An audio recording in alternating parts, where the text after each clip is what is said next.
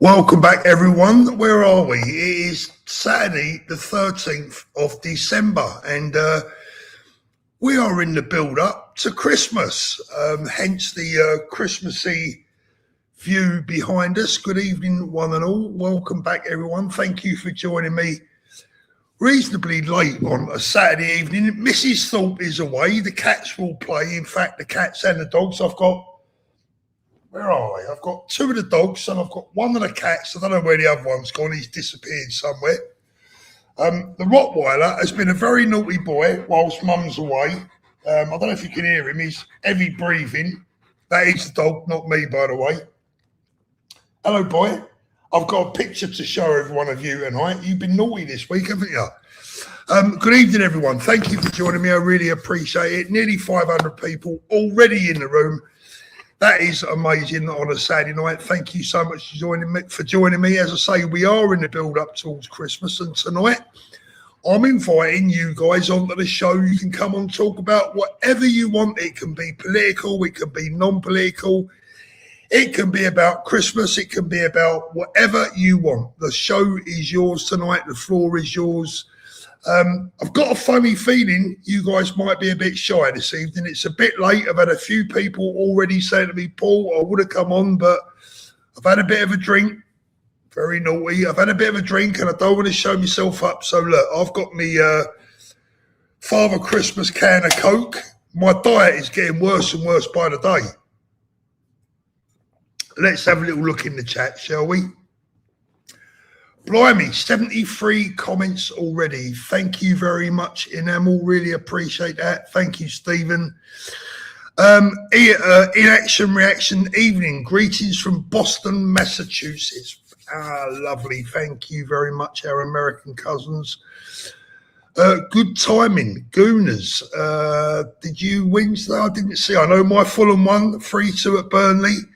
Blimey, Turf Moor, what a graveyard that's been for us in the past. I've been to Turf Moor 5 times and I've only ever seen Fulham come away with 1 point. What a graveyard that's been. Today's United Kingdom event was brilliant. We're going to talk about that. I tell you what, I've got to be honest with you. I shed a tear this afternoon watching that for more than one reason. I just thought it was magnificent. I thought Tommy's performance was great. I thought the event was great. The cat starting to meow. Where are you? I knew you was going to be mouthy. Where are you gone, you little git? Where is he? I can hear him. I can't see him. I knew he was going to play. Oh, here he is. Come here. Come and say hello. Right.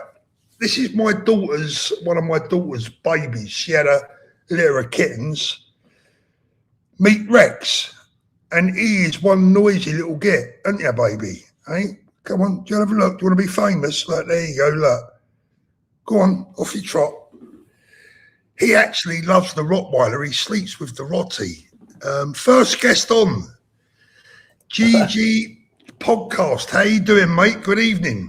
Love what you do. I'm just saying that I love everything you do. And I just thank you for all that you're doing and just keep going, never give up, bro. Oh, mate, listen, thank you so much for saying that. I really appreciate it. And do you know something? I tell you what, the longer I do this, the more I realise that, do you know what? It's not even really about the movement anymore. It's about a community. It's about looking after people that maybe haven't got so many people in their lives and just keeping each other upbeat. Do you know what I mean? Just being there for each other, right? Well, all I can say, bro, I haven't got much, Paul, but I'm here for you, mate. If you're ever back to the wall, I'll stand with you, brother. Thank you very much, mate. Thank you. All I ask from anyone is just for them to subscribe to the channel. It's free to subscribe and just help me grow the channel so we can reach more and more people.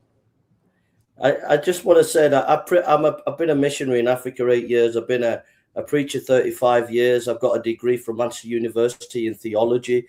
I've worked for the Methodists, the Baptists, the Anglicans, the Presbyterians. I've worked paid salaries. And my dad bought me a dog collar for this Christmas. I used to wear this as Baptist minister. And I just want to say I'm 100% behind the carol service that was here today. The Church of England's a disgrace. They should have stood with him. It was not political today. It was all about lifting Christ. It was about community, and it was wonderful. So as a minister and a preacher of the gospel with authority, I'm with Tommy Robinson. Well done, well done. And the community. Brilliant. Yeah, absolutely, for the community, for, you know, for Christianity, for our way of life. You know, I mean, I've got to be honest with you, right? I've never, ever really classed myself. I've never thought of myself as a practicing Christian, because I haven't been. You know, I've not been to church. I don't go to church. I was baptized when I was a kid, or christened, I should say. But as I've got older, and the more I've got into doing what I'm doing now, I've realised that I've always been a Christian. I just didn't realise it. You know, and I think so many people in the country are Christian without actually knowing it. Well, when I was 19, I committed attempted armed robbery. I went to Manchester prison in strange ways when I was 19, and so I wasn't particularly religious, even though my mum was a Jehovah's Witness. I thought it was for idiots, but I went to prison, and that's how I came to know Christ. So I'm just a working class lad from Oldham, never really religious. I went to prison, and when I came out, I started searching, and I found Jesus. I got expelled from school. I had no qualifications, but I ended up going to Manchester University. Some old ladies paid me to go, give me the money to go, and I got a degree in theology, even though I couldn't spell theology at the time. I probably couldn't spell it now, to be fair.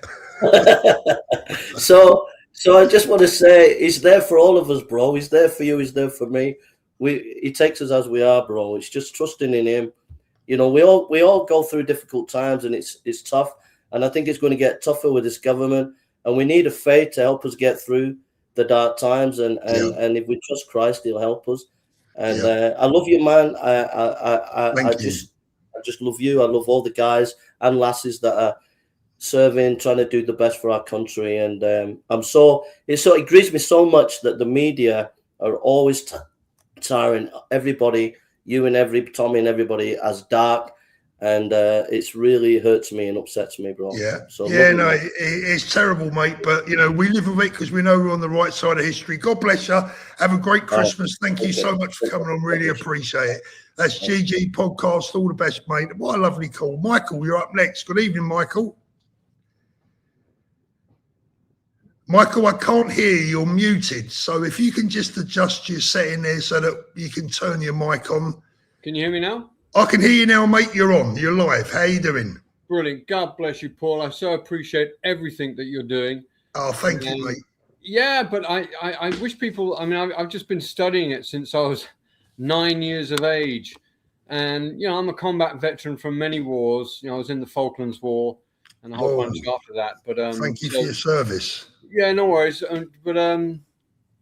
Yeah, I just find, and I went on to, you know, I spent many years doing private contracting after I left the British military, and doing close surveillance and close protection as well. But then I went on to work for a US congressman and a presidential candidate in America, and I was a member of his close protection team. So my whole life I've been sort of behind the curtain watching all this stuff, and a lot of, you know, ex-members of elite forces in the British military. When you leave the British military, there's a whole bunch of work out there in the world of, you know, contracting and surveillance and close protection. So we're behind the curtain all the time. So I just wish that more of guys with my background would speak out. But I've just, but a lot of it was really, I mean, you could go back thousands of years when the international money power really got kicked off in Babylon, really. But I think you have to understand the esoteric aspect that drives the international money power, and it's been around a long time. But in 1848, that was the creation of the Fabian Society, and that's key. That was the same year that Karl Marx published his Communist Manifesto. And that evening, when they got together in North London in 1848, they decided that they would destroy the family, the nation, and the religion. And they would do it incrementally over decades and generations in order to bring about a one world order socialist dictatorship. And if you read Kissinger's last book, just published just before his death last year, in the last chapter, he talks about how that one world order socialist dictatorship would be held together by a corporate technocracy, which is Silicon Valley. And, you know, I gave up, you know, war in 1998, moved to America, became an FAA commercial pilot. and it was after 9. So I was a pilot on the day of 9/11. I haven't flown since 2009, but I was a pilot on the day of 9/11, and I knew by the middle of the afternoon on that day as a pilot that the official narrative of 9/11 was a complete hoax. And any pilot that studies it as a pilot, you know it's a complete hoax. But that hoax obviously led on to the displacement and the killing and the maiming of millions of people, including our own people. So that whole lie, the greatest hoax of the 21st century, or until COVID came along, needs to be investigated. And so activists need to do that. But it really goes back to what the Fabian Society said they would do in 1848. Yeah. And they've been very successful. But let me ask you a question. Spiritual crisis. We're going through a spiritual crisis, but I just wish more guys with my background would step forward and really say that the emperor wears no clothes, and we know where the tip of the head of the snake is. The head of the snake is in the city of London, and that's it. Where are you now, my friend? Are you in the US now, or are you back home? No, I'm back living in my ancestral homeland of Ireland. Okay. And that's it, and that's where we all belong. So we belong in our ancestral homelands. Yeah. And George, by the way, George is waiting in the back room. George, you'll be up in a moment, and then. We've got a few people waiting now. Let me just ask you a question before you go. You talk about the events at 9/11. What makes you say that was a conspiracy? What's your theory behind that? Can I ask you for the viewers will want to know? Well, I just think it was never investigated as a crime anyway, and it was my work in the kind of the anti-war movement, which is run by the Pentagon, which is really just I mean, it's like the CIA is just MI6 West. I mean, all these intelligence agencies are integrated. And so 9/11, it's about show us the forensic evidence, show us the credible forensic evidence that tells us, that confirms that 19 hijackers with box cutters hijacked 4 airplanes weighing over 100 ton each, crashed them into 3 buildings and a field in Pennsylvania. There's no credible evidence. There's no credible forensic evidence to support that narrative. And if there is, show me. Show me the over 400 tons of Boeing wreckage. Where is it? Where did it go? And then I just it's kind of a side thing, but in between wars, I was a bit of an adrenaline junkie. So I was the man that jumped off the top of the Empire State Building in 1986 with a parachute. And you can find this, it's all online. And so I was arrested for that. So I studied those buildings really, really well. A friend, after I did the jump in 86 and landed on 5th Avenue, got arrested. And then I was taken to court and everything. But a guy who walked between the 2 Twin Towers, a guy called Philippe Petit, before I jumped off the Empire State Building, he contacted me and we became friends for that summer that I've stayed in America, or stayed in New York waiting for my trial. So I studied the Twin Towers so deeply, and there's no way you can fly. These buildings were the most overbuilt buildings in the history of architecture, built to withstand multiple airlines hitting them, because around New York there's 5 major airports, and in the late 1940s, an airplane actually flew into a United States Air Force bomber, actually flew into the Empire State Building, hit the building, and crashed to the floor, and so it's about credible forensic evidence and a genuine criminal investigation. And so there was a purpose for 9/11. They needed to get 9/11 in to kick off these wars in the Middle East and a whole bunch of other things, and to get in the perpetual war on terror, in order to get in the surveillance society. So I don't know. I just think we're so focused on, we're being distracted. We're just falling into it. And I think we just need to focus on solutions. And I just put my vision and my plan, which I've been carrying around, or I begin to kind of put it together at the age of 9, but I've taken it around the world with me. And I've been working on it all the time. I've got Jewish friends and Muslim friends and South Americans and Africans and all sorts of people, friends I've picked up along the way in these trouble spots. And they've gone through it. Well, I just put it through AI. I just signed up for a month on AI. And so I've got it till the end of December, and I just put it through, and I can send you a copy of it. And it's on the McCarthy plan. If you just go on to McCarthyplan.com, that's where you'll see my vision and my 25-point plan. I put it through AI, and they gave it 9.5 out of 10.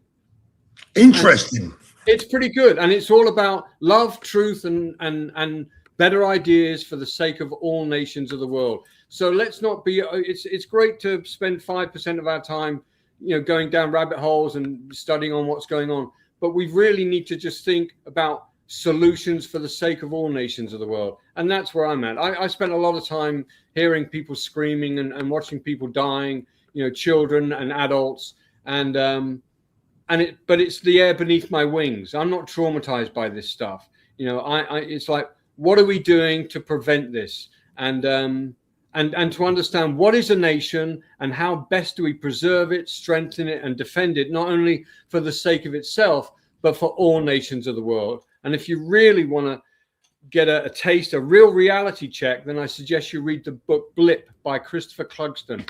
That's B-L-I-P, Bravo, Lima, India, Papa. Blip by Christopher Clugston. Read that book. That's the direction of travel. That's what the central banks know. And that's it. But let's focus on the love. Let's focus on the truth. Let's focus on the better ideas for the sake of all nations. There's a lot to look forward to. And this is just a period. But, nature wins in the end, and nationalism is natural law. And there's, so that's it really. Michael, thank you very much, Michael. Very interesting. Great call. I really appreciate it, mate. I'd like to have you back again sometime. Maybe we could talk about some more of your theory. Michael, I'm going to let you go because I've got other people waiting again. Thank you, brother. Have a great Christmas.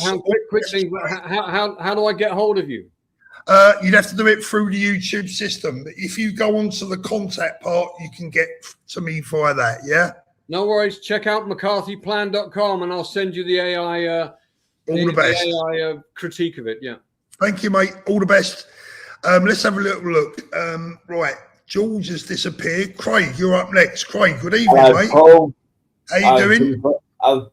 I've been up before. New Haven. Yeah, I remember, mate. How you doing? Yeah, I thought I'd say hello. Come say hello to you. I haven't seen you for a while.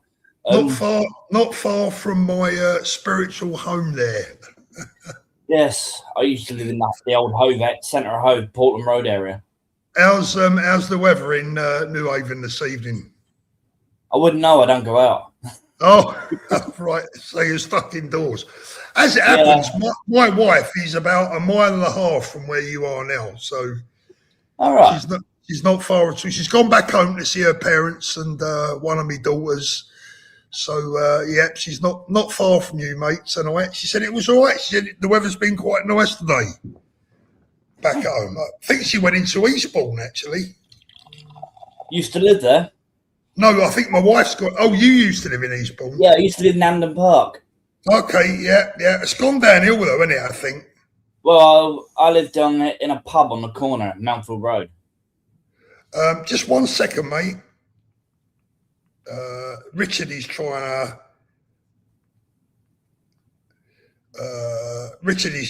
to come on as well. So, hello, Richard. Yeah, Richard's just sent me a message. So, Richard, if you're watching, look, the link is in the chat, brother. Would love to have you on. By the way, Richard, when you get on, I'm going to tell you off, and I'll tell you when you get on. I've got to tell my wife off later. Don't worry about it. She's been mean to me today. Why is that? Oh, she was telling me how much she fancied you and that. Oh, don't embarrass me. Don't embarrass me. I'll tell you what, listen, I'm better on screen than I am in real life, trust me. I better go, Paul. Let the other people on. Yeah, all the best to you, Craig. Have a lovely Christmas, mate. Take care, Paul. You too, mate. Happy New Year as well. And you, brother, and you. Let me just remove the people that have already been on. We have got the Patriotic Christian up next. How you doing, mate? Hello, how are you? Oh, good, mate. Good to see you. You always got a nice smile on your face. What's going on, brother? So there was a little protest that I went to today to show my face, give some support. Where was that? So, yeah. Cheltenham. Okay. Very small one, but went over there. Just been focusing on the channel, really. Good. How's it going? 13 away from 1K. Good, So, good. Well, give your channel a shout out right now, and let's get some people over there subscribing for you. yeah, so it's the Patriotic Christian UK. So I've just been making short films at the moment, but I have been working on these podcasts. So I've got a couple of interviews coming up with upcoming YouTuber. He wants to be the Joe Rogan of the UK. As he said, his name is Codex Martin Brennan. He's a very good guy, and he's a full-time YouTuber now. He's left his job, everything. So he's really going in for it. So he's had like 21.5 million views in the past month, and he's only just started. So he's getting somewhere. So I got an interview with him, and it's just I was just watching the Unite the Kingdom Carol concert just now. I've just finished it. And wow, what an amazing day! Did you watch it? Oh, mate, it was lovely. I'll tell you what, I've got to be honest with you. I was sitting there watching it, and I wish I could have been there. And then when that little girl spoke, that was it. I was gone. Yeah. It got me. You know, that was it. I'm sitting there with tears rolling down my cheeks. Yeah, because I mean that really just personifies everything for me. The Holy Spirit, Paul. It moves through everyone. It really does. It was funny today. The most hilarious thing I have seen today was there was 5 priests, all from different denominations of churches or vicars, right? And I mean, I'm Eastern Orthodox, but I don't discriminate against any other Christians or whatever. I believe we're all equal. And they decided they were singing carols. And this is what I didn't get. They had the Salvation Army stood with the counter protesters, waving Palestinian flags, singing carols, Islamic migrants in a hotel. And I was thinking, what on earth's going on? And the next thing you know, the police liaison officer comes up to me and he says, these guys, they want to come and have a debate with you. So I was like, okay. So I said, just let them over. They come over and they started asking me if I was a Christian. I said, it's pretty obvious. Check the hat and the tattoo. Yeah. And they started going on about Christianity and what I thought about Christianity and, what it meant to me. So I gave my revelation, and then I started talking about the schism and everything. And I said, you guys are in disagreement anyway. And the debate literally lasted all of 3 minutes. They ended up shaking my hand and invited me to their church to come and give a sermon. You couldn't write it. Oh, mate. Well, you just got to keep going. Let me bring Richard in as well. Evening, Richard. And we've got, let me just unmute you there. Steve, we've got Steve as well. Steve, good evening, mate. Steve, can you hear me? Steve, we can't hear you, mate. Richard, how are you, brother? Yeah, good, mate. Can you hear me okay? Yeah, I can hear you, Paul. Yeah, I can hear you both now. First of all, we'll go to Richard first. Richard, come on, Rich. You're a professional. Turn your phone round. Mate, listen. Okay, let's see what happens. There you go. Look, there we go. Richard, I've got a bone to pick with you. Me? I've been worried about you, mate. I did a live stream, right? Yeah. When did I did it Friday, and people were saying to me, "Oh, Richard really didn't look very happy this morning, right? He looked really down." So, I mean, you've got more telephone numbers than the National Lottery, right? So I'm messaging you on every number. Rich, you all right? Rich, talk to me, bro. Rich, you okay? Where are you, mate? I was listening. I was in the air and I was on my burner. You know what I mean? I was in the wind and I was on the burner phone because the feds were on me. Are you home already? Am I what? Are you home already? No, I mean my friend Ian. I'm in his house tonight. Say hello to Ian for me. Say hello to Ian. Yeah, Ian's gone to bed. He needs his beauty sleep. Oh, right, okay. Let me bring Steve in. Steve, how you doing, mate? Steve, can you hear me? Hello, Steve. Earth to Steve. Steve, can you hear me? Hello, Paul. Can you hear me? We can hear you now, mate. How are you? I can hear you. Yeah, good. Can you hear me? Yeah, this is going to be a Yes, good one. I can hear you. Good man, mate. Yeah, good man. We can hear you well. How are you doing? You all right? Well, look, Yeah. I'm getting an awful lot of echo here and lag. Yeah, I'll tell you what it is, Steve. I think you got to adjust your May settings, I mate. say What? that, Richard, you were very loud. Right, Steve, what I'm going to have to do, sorry, mate, I'm going to have to remove you, Steve, unfortunately, but I'll try and bring you back in a minute. Have a little look at some of your settings, and hopefully we can bring you back in. Let's bring in a caller who hasn't put on his camera and he's calling himself Immigrant. Let's have a little listen to what he's got to say. Good evening. What would you like to say? How are you? Hello, my brother. Can you hear me now? We can hear you, mate. Yep, I can hear you. I don't like the racism I see in your videos. You don't like the racism, yeah? Tell me which racism that is then. Well, because I'm a proud legal immigrant, and I see your videos always about us talking about the hotels, talking about what we do. Right, first, hold on one second, because I'm getting a lot of feedback from someone. Let me just find out who the feedback's coming from. Okay. Yeah, the feedback is coming from you. So have you got this on your TV as well as talking to me? Wait there, brother. Maybe it's right. Can you hear me better now? You've got to turn down the volume so that I can't hear myself bouncing back. Sorry, brother. I'm not very good with technology. No, Can you hear me? that's good. That's better. Right, Okay, now brother. start from the beginning. You don't like the racism you see on this channel. Is that what you said? That's right. That's right, my friend. Yes.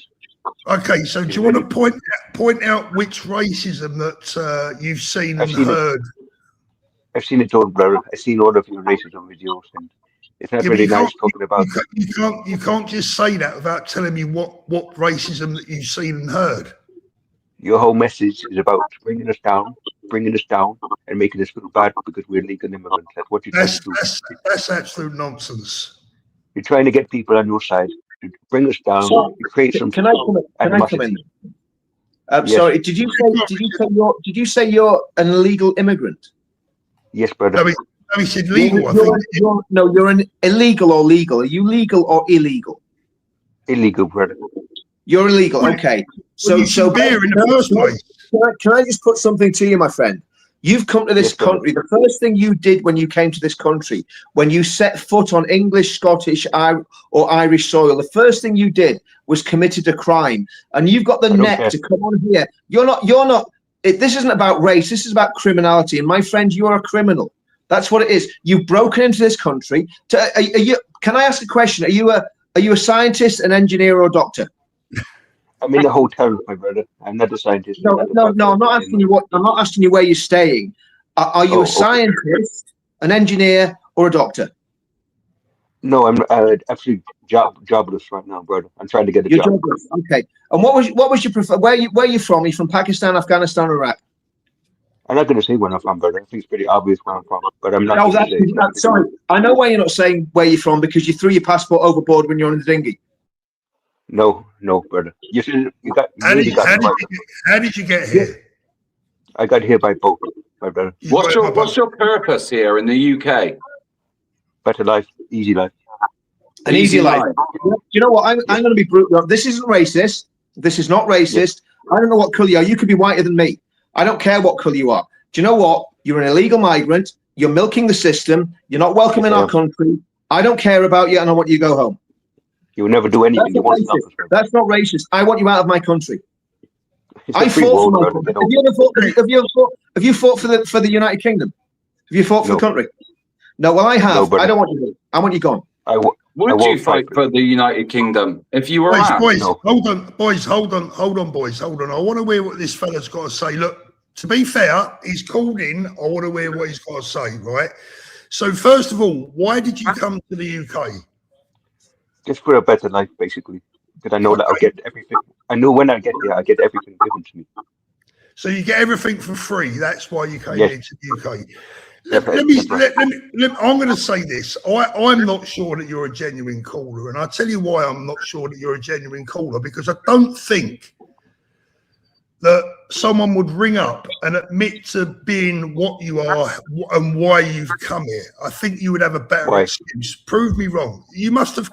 So you're actually coming on here live and telling us that you come here to milk our system. Yes, I'm not joking. I'm not joking. I'm legal immigrant. I'm not joking to you. Why would I lie about that, my brother? I don't like racism, man. I don't like racism, man. Well, it's not about race. Let me challenge it. This is not about race. This is about criminality. You're not this isn't about what religion you are, what color you are. This is about the fact that you're a criminal. You've broken this country. A criminal. Yes, you are. No, it's not funny. It's not a laughing matter. You're a criminal who's milking the system. And there's people can't get health care. There's people that are basically can't get homes because people like you are milking the system. And you should be ashamed of yourself. Well, you're not embarrassed. I'm one of many. I'm one of many. Yeah, and you're not welcome. You're not welcome. You're not welcome here. Okay. I will leave then if you're going to be nasty to me, buddy. Can I ask you a question? Can you see why some people in the UK, why British people are concerned about you guys when we know absolutely nothing about you? And you come to our country, roam our streets, you come from a different culture, possibly a different religion, most probably, and we know nothing about you, yet you walk around our streets and you get everything, like you've said. You want an easier life, everything's given to you. Can you see why the British people are concerned? Yes, I do, brother, yes. You do? So is that racist then? No, because you're putting us all in the same category. That Paul Forbes is saying that we're all the same. So we can be concerned, but we can't put you all in the same category. That's correct. So how are we supposed to know which one's different then? If you're all unvetted, undocumented, and we know nothing about you, how can we defer you from another migrant? And that, by the way, is the problem. You say we label you all as the same, but when your first action when you come into this country is to break our law, break into our country and get housed and benefited for free, then is it any wonder that the British people will, in many cases, tar you with the same brush? Now, I don't think anyone here, with the exception, perhaps the one down the bottom, where is it? I don't think anyone here would say that every single illegal migrant has come here with bad intentions or to harm us. But how the hell can we trust you guys when your first action is to come here, break the law, and potentially bring a threat to our society that's involved our women and our children, which has been proven time and time and time again? So Paul, if I can jump in there, this man, by his own testimony, his own admission, said he came here for an easy life and to get free stuff. That's what he said. He came here for an easy life and to get free stuff. And that is theft. Basically, he wants to steal from the benefit system of the United Kingdom. So you're a liar because you've thrown your passport away and you won't tell anyone where you've come from. And you're a thief because you're stealing from the British people. That's not racist. I don't know where you're from. Richard, let him answer that. Let him answer that. Would you? If they give me money, I'm gonna accept it. Right, brother? I'm gonna accept it. And that's what I do. That's what we do. Because you're a thief. You're a thief. You're stealing money from the British people. I didn't you and your and the NGOs, you've conspired to steal off the British people. That's what you've done. And I've got many Pakistani and Afro-Caribbean friends and African friends that don't want you here. So it's not about race. It's about you being a grifter and a blagger and a thief. They do want to be here. They do want to be here. So, no, they don't. Richard, hold on. I've got another question for this gentleman, right? So what is your long-term plans? How do you and your friends see the long-term plans for the United Kingdom, for this country? What are your long-term intentions here? We're here to take over in a way we're here to make it our own country. We're trying to make it bigger, better. We're trying to make it, we're just trying to take over basically in time. I believe in 10 years' time. My answer to you is that we're going to make it home. We're going to make it more home. And we're going to bring in Sharia law. No, No, but we're going to continue to make it home, and it's no longer your country, post-war. Matter of fact, I think you're in Spain. You're not even in this country anymore. So you got some answering to do because it's in no country anymore, brother. It's not our country anymore. No. No. Now, Mate, I've got some. Let me just say this. Hold on a minute, Richard. I've got one bit of bad news for you, my friend. Right? Let me tell you something. If you get any history book and read about the British, you'll learn one thing: nobody defeats. Nobody defeats the British, mate. Nobody. Yeah, listen, you reckon? You reckon? Listen, fella. You tried once before and lost. I'm going to tell you something. You're the one that's come over here on a rubber dinghy, fella. Don't tell us we're weak. Do you know what? Do you know what? Maybe some of the government are weak, but the British people aren't weak. And I'm going to tell you something. When we get the right government in power, you will be leaving the country way faster than you ever came to it. You'll be gone. I will still be in this hotel. I will still be doing my thing. You won't be in the hotel. You won't be in the hotel. No. Yes, You're not going to be in the hotel. The hotel's going to be closed. You want to HMO? You're a soft touch, brother. Let me tell you, right, I'm getting rid of him, but I've got to tell you, right, whoever that was, right, let me just tell you. He did an Oscar. He wants an Oscar. That wasn't a migrant. That was just some nutcase. I'll tell you what, mate. Paul, how much do you pay Showhub to do that? Oh, mate, that was funny. Let's bring Philip in. Philip, good evening, mate. How you doing? What did you make of that? It's got to be a fake, surely. That is the biggest false flag attack since. Sorry, are you getting feedback there? No, I'm all right, mate. A little tiny. It was transparently transparently a false flag attack. I wouldn't put any stock into it. Yeah, no. It was Nick Lowes from Hope Not Hate. I've got to tell you, right? It's good for the views, though. I mean, the views went crazy. So well done, whoever it was. Come back, immigrant. Come back another time. But want you back on. Why did he write his name as immigrant as well? That was. Did he spell it properly as well? Yeah, it's spelt right. Yeah. Well done. Hope Not Hate. Well, great expose. You did a really good job with that rocket scientist, that engineer, or that doctor. I'm not sure which one he was. You know the funny thing, I've got to tell you. I was going to say, I'll tell you the one that was getting to me. It weren't the migrant that was worrying me. It was Richard. Mate, I was sharpening the knives. I was going to break up some weapons caches for that fella. Do you know what, Richard? At one stage, he was getting I could see you getting hotter and hotter and hotter. I thought, I'm going to have to mute Richard in a minute, you know. Right, let's bring Philip in because he's been waiting there for ages. Philip, how you doing, mate? Good evening. Good, thanks for hosting me. You may recall when you were having lunch with someone and he was getting a bit of flack from the comments, I said I had some solutions to the NHS. Do you recall that? I do vaguely, yes, mate. Yes, I do. Fire away. Jolly good. Well, I do hope I can phrase this correctly. I've spent the last 5.5 years researching some little-known medicines from across the world. Now, I know this, right, looks very unimpressive, but I'd like to invite all three of you, if you're willing, a small challenge.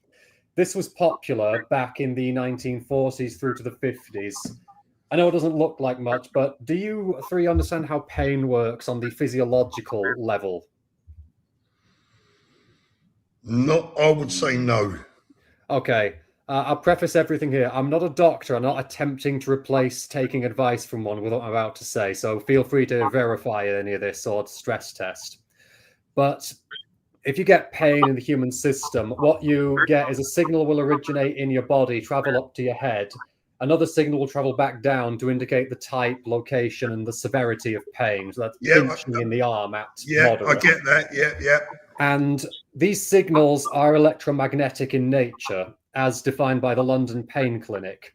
So what I did was this. I invented something made of alternating layers of diamagnetic and ferromagnetic material that project a current. You can't see it with your own eyes, but it has such a close resemblance to the pain relief response to the body issues during pain relief, i.e. just scabbing or getting better or receiving anesthetic, that it can in many instances spoof pain relief signal and sort of psych you into not feeling anything. So I wanted to offer that if we were to shine a light on this, we could do some wonders for the NHS and take a large amount of strain off of it. I'm happy to answer any questions surrounding it. Mate, can I just say something? Can I ask you, are you on the right show tonight? Yeah, I'm on here to try and improve the state of England. This isn't Dragon's Den. No, Richard, hold on a minute. I'm only pulling people's legs. Oh, okay, I was going to say, because I said tonight. I'm only having a laugh. Everyone. I would like to try it. I mean, look, at the end of the day, I have pains, aches and pains, and some people say this stuff works. So who knows? I mean, I had acupuncture once, and you know what? To my surprise, it bloody worked. So who knows? That was what was in the needles, mate. But it's very applicable, and what I found out is there's probably women in your lives. I've been told off multiple people it's known to stop period pain, so it could do you some favors in that department, and I'm thankful to be here giving a brief discussion of it. What I wanted to tie this back to was we could do some good things for the NHS in place of having to spend large amounts on pain relief. If this was doled out to some of the easier jobs and simpler ones, we'd all be better off for it. What sort of testing have you done on it, mate? I'll level with you that I've not done any clinical testing in a lab. There is somebody who did, though, named Heiko Lasik. I'll probably pick that up in a moment. I've given it out to people and begun documenting people's experiences with it. They describe changes in temperature, changes in mood. I can attest to that myself. And I've got a view to getting a scientific paper written up within the next year, hopefully by April-ish. Yep. Well, I'd like to see that when you do. Brilliant. Is there any chance I could convince you to have a closer look? Or we could talk about Sorry, just say that again. There's a bit of feedback coming through there, mate. Say that again. Is there a chance you and I could talk about this outside of the show? I don't necessarily want to hog this space, but... Yeah, no, potentially. I mean, drop me an email and, drop me an email. That's the best way forward, Philip. Yeah. Thank you. All right, brother. Thank you so much for coming on. Really appreciate it. You have a lovely Christmas, and I look forward to seeing that. Let's have a little look. Let's bring in, I was going to say Rick. How comes you're only Rick tonight and not Rich? No, listen. Well, I only came on to tell you about the demo that we did today. Well, I want to hear about that. Richard, let me just see. Steve, you was there, was you, Steve? Yeah, Steve was there. Tell me about your experience today, Steve. Steve, you're cracking me up there. Yeah, we can hear you, mate. Can you hear me? Well, I'm getting some technical issues here. I'm getting lag. I've got two screens. I've got echo and all sorts. That's right, mate. I say that you're the loudest speaker I've ever heard. We've all got a bit of lag, Steve, at our age, mate. Yeah. I tell you what, Steve, I've ever heard. You can get a little blue tablet for that. Steve, see that migrant guy that was in, that migrant guy had no lag whatsoever, so he had a better internet connection than you. Well, what can I say? Steve, did you enjoy the day? I thought today was a fantastic experience. I loved every minute of it. Unfortunately, I didn't know that Tommy was going to be there, so I left before he came on the stage. And I'm really, really sorry about that. But can I say hello to Phil Ball? Hello. If you're there, if you're watching. I met him the other day and he told me that he saw me on your show. Now, Phil reckons that Advance stand absolutely no chance whatsoever of winning in the next election. Therefore, we all have to get behind reform and support them 100%. But why should we support a party that absolutely hates us? Absolutely. Why should we support a party that thinks, we're that lot? Scum. Yeah, totally. And totally. the one thing that that's one point, but the other point I'd like to make is that I feel very, very disappointed that all the major religious denominations today blanked us and just threw us to one side. But as Tommy said, if Christ was there, he would be on our side. Yeah, and he was anti-establishment. He was on our side today, Steve. 100%. I'm going to play later on. I'm going to play a little bit. Byron, I tell you what, mate. I'm going to bring someone else on, but I want to bring you back on a little bit later. So will you stay in the back room for me? Yep. No worries. Is that okay, mate? I don't want you to go 100%. together, so stay there. Let me bring in the Douglas of Murray. I like this, a little bit of multi-shows here. Let me just, not the Douglas Murray, I don't think, but the Sir Douglas of Murray. Let me just remove Byron for the moment. Can you hear me, mate? Hello, Paul. Can you hear me? We can hear you loud and clear. How you doing? I'm good. I'm absolutely disgusted by that person you had in from the hotel. I should probably just say the reason I'm not showing my face on camera is because I'm a mixed race individual who currently works for our armed forces. So it'd be probably best our gaffer doesn't see us. Yeah. Yeah, I'm getting a lot of feedback from someone there. I think it might be yourself, mate. Have you got me playing in the background as well? Someone I'm getting a lot of feedback from, and it's not Steve. I've got you in my earbud. Is that a bit better? No, there's a lot of feedback coming through there, mate, unfortunately. But carry on. We'll go with it for the moment. 1 sec. Let me try to text this if I can. 2 seconds. Is that any better? That's a bit better. Yeah. No, you don't want your boss to see. I get that. I understand. Yeah. That. So, like, I've been thinking ever since I saw it was Steve Laws on YouTube with Neil Tuflow. With Liam Tufts? Yeah, Liam Tufts, sorry. Yeah. And I just want to know, where do people like me actually sit? Where obviously Steve would see me as an other. I'm born here. I've got English blood in my veins. I will literally die for this country and our flag. Well, in that case, country.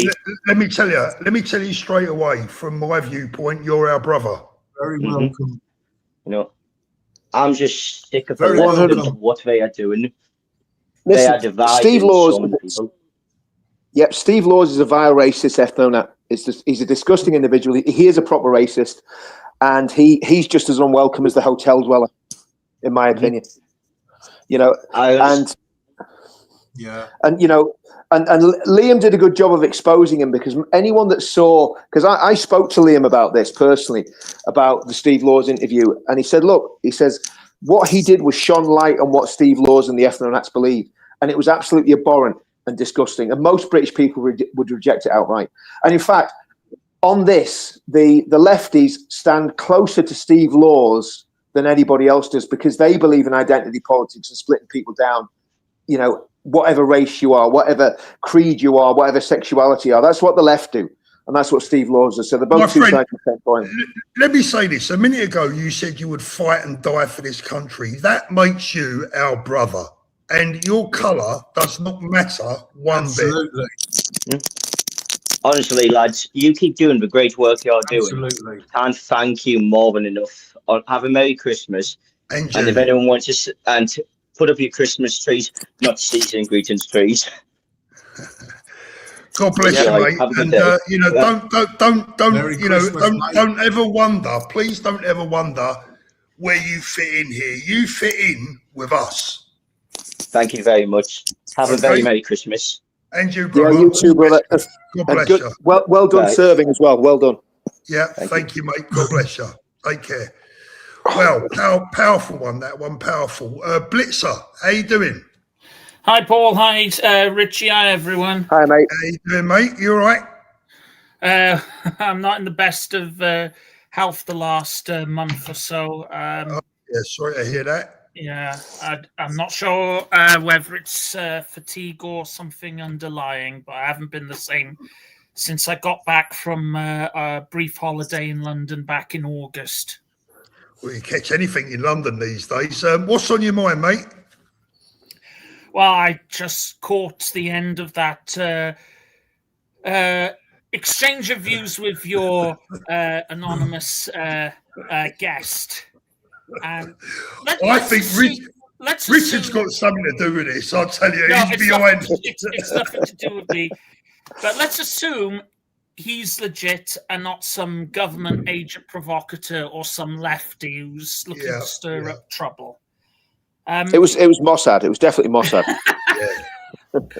Well, And I got seven grand for that call. I do appreciate the fact that he at least had the balls to come on here and let the cat out of the bag. No Takia, Kitman, or any of that nonsense. He said it straight and up front. You've got to respect that. Well, the amount of money I get me had to. I'd rather know who my enemies are and have my enemies in front of me than my enemies behind me. Yeah, I agree. No, look, listen, I'll tell you now, right? If he was genuine, then I would give him the respect of letting him have his say. Otherwise, what's the point in allowing people? I believe in free speech. Let the geezer come on and have his say. Don't mean to say we're going to agree with him. In fact, I would like to assault with him, but I can't get a bloody word in edgeways when Richard's in the. So, you know, Yes, look, I think David Lammy's going to send the cops after Richie for all that black smoke that's been coming out of his ears. I'll tell you what. Look, do you know? I think it was Angela Rayner. That's who I think it was. With a voice changer. The ginger growler. Ginger growler. Oh, it could have been Diane Abbott. So Steve, let me just go back to Steve for a moment. Steve, did you enjoy today? Then you felt it was a heartwarming day. Is that how you felt about it? Yeah, enjoyed it. It was fantastic. Very, very spiritual. I'm sorry that I missed Tommy. But can we maybe get back to the point that my mate Phil Ball made? Go on, mate. He says that Advance have absolutely no chance whatsoever of winning the next election, and we shouldn't even bother supporting them. We all need to get behind reform. But I mean, he says we're splitting the vote. Is that the same reform that are losing the other way hundreds round? of members? Isn't it reformers? Yeah, reform is splitting the vote, and I was going to say, is that the same reform that are currently losing hundreds of members every week that are hopping over to Advance? The latest one, just on my channel earlier on, a reform councillor has now defected, and by the way, I think she's watching tonight. Nikki, lovely girl, you know, really a part of the future. Just regular people getting involved in politics. So no, it's not us that's splitting the vote, it's reform, because they're the people that should have been able to deliver, could have delivered, but decided not to. So there you go. Another point I'd like to make is that, Paul? Go for it. Yeah, go for it, mate. Another point I'd like to make is that I've been to a number of these United Kingdom events now, and one thing that concerns me, probably above all other things, is it's very, very difficult to find anybody south of 30. All the people there are north of 50. I mean, we ain't going to last forever. What happens once we're gone? Who's going to pick up the flag then? Yeah. I mean, look, it's a great point, Steve. But I think things you'll still be around long after all the rest of the gone. Mate, I'm dreading my 30th birthday, to be honest with you. But there you go.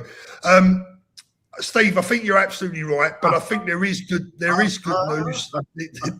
What are you laughing at, cheeky? I think the good news is there are a lot of youngsters coming through, but the youngsters, there is a resurgence. What's the right word, Richard? A resurgence. Resurgence. There's a resurgence of patriotism, of Christianity, and it's only going to get better. Steve, I'm going to let you move out, mate, because I've got a lot of people to bring in. Thank you so much, and I'm sorry you missed Tommy today, but the benefit is you've got to come on and meet Richard. See you Christmas Day. See you Christmas Day, mate. Christmas Day. All the best to you, Steve. Thank you. God bless you, mate. Let me bring in Lee. Lee, good evening, brother. How you doing? Oh, hello. That's a rather nice looking flag you've got behind you there, mate. You've got to keep one at hand at all times, haven't you? Just in case. That's not in a hotel for sure, Lee. No, it's my dining room. But I just want to say, Richard, thank you very much for firstly having me on. But your shows definitely keep me entertained on the evening, especially the wife as well. So thank you very much. Thank you very much, mate. We do try. Do you know what? Lee? We do a lot of stuff tongue in cheek, so people have got to understand we are serious about our politics. We're serious about what we believe, but we like to have a bit of a laugh as well. And if people don't understand that, that's not on us. You know what I mean? And that's Richard. That's What's Richard's way of saying I'm a bit thick, but there you go. You know. You know your Men of England song, the wife, every time we go buy the drink or whatever, we sit in the house, we put it on. Like, not this again. But no, we need to keep playing it. We need to keep playing it. Yeah. But you know, even at the last demo, we had literally thousands of people singing that song as it was played. It was absolutely incredible. And that was like before it was even released. So I mean, next year when we have the demo, when that song gets played, the place is going to be an absolute uproar. It's going to be absolutely amazing. It's going to be amazing. No, can't wait. And Lee, I'm going to get singing lessons. I'm going to sing it on stage at the next event. Richard, I was just going to say, I think for the viewers, pop it in the chat, guys. Yes or no?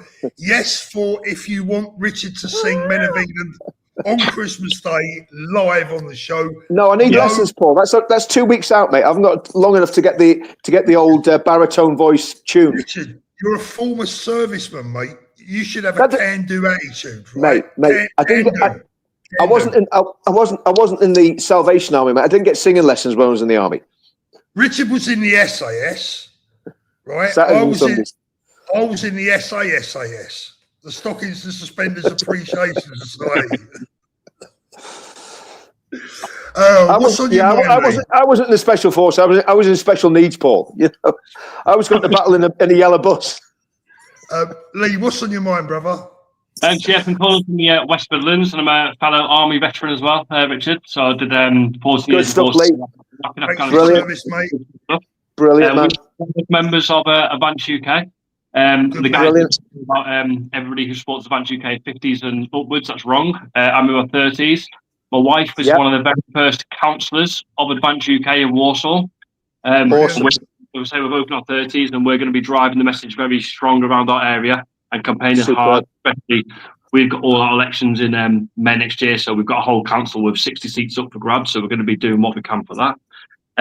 Why I came on really was so we had the fake migrant call come in, but for me, it brought in a couple of points. So, firstly, we've never really heard of a voice of anybody from the illegal migration point of view come on and explain the reasons why they're here. It'd be good to sort of work or hear their point of view, like why have they come to our country? Why are they doing what they're doing? And then we can have debates going down that route of like, you know, we can maybe see it from their point of view. They might have genuine reasons, not genuine reasons, but we don't really hear any of the stories. So it was actually quite, although it was a fake call, it also highlighted its ruffle and feathers as well. So things that we're doing. Lee? Sorry to cut across. I'm not sure it was a fake call, Lee, to be brutally honest with you. I think some of these people exactly. Some of these people have enough of a brass neck to actually phone in and just pull our chain. You know, it's hubris. But the thing with hubris, it's always followed by nemesis. Yeah. I tell you what I will say. The thing that put me off was his English was too good. Yeah. For me. Well, if he was a doctor, an engineer, or a scientist, then his English would be good. Yeah. And you know the score on that one. Let me read a couple of supers out. Jackie Lee, thank you very much. Put the link up, Paul. The link has been in. Thank you so much, Jackie. Cyberstorm 117, thank you. Did you see any of the eSpeaks Freely coverage of the digital ID protest today? I personally have not. No. Because I've been out with Danny from Spain all day. I've got to tell you, Danny's on the up. Send Beverly, thank you, Beverly. Sending my love to you, Danny, and Animal Lover. Yeah, Animal Lover. If you're in the show tonight, we are all with you. Phil, thank you. Hello, Shouty Man. You are amazing today. He's obviously referring to you, Richard. There's only one Shouty Man. Could well be. It could well be. David, Phil, good seeing you today, mate. David Lund, too easy in it. Treason. Thank you, mate. Jackie Lee again. Ask him how long he has been here. I'm running a bit behind with these chats.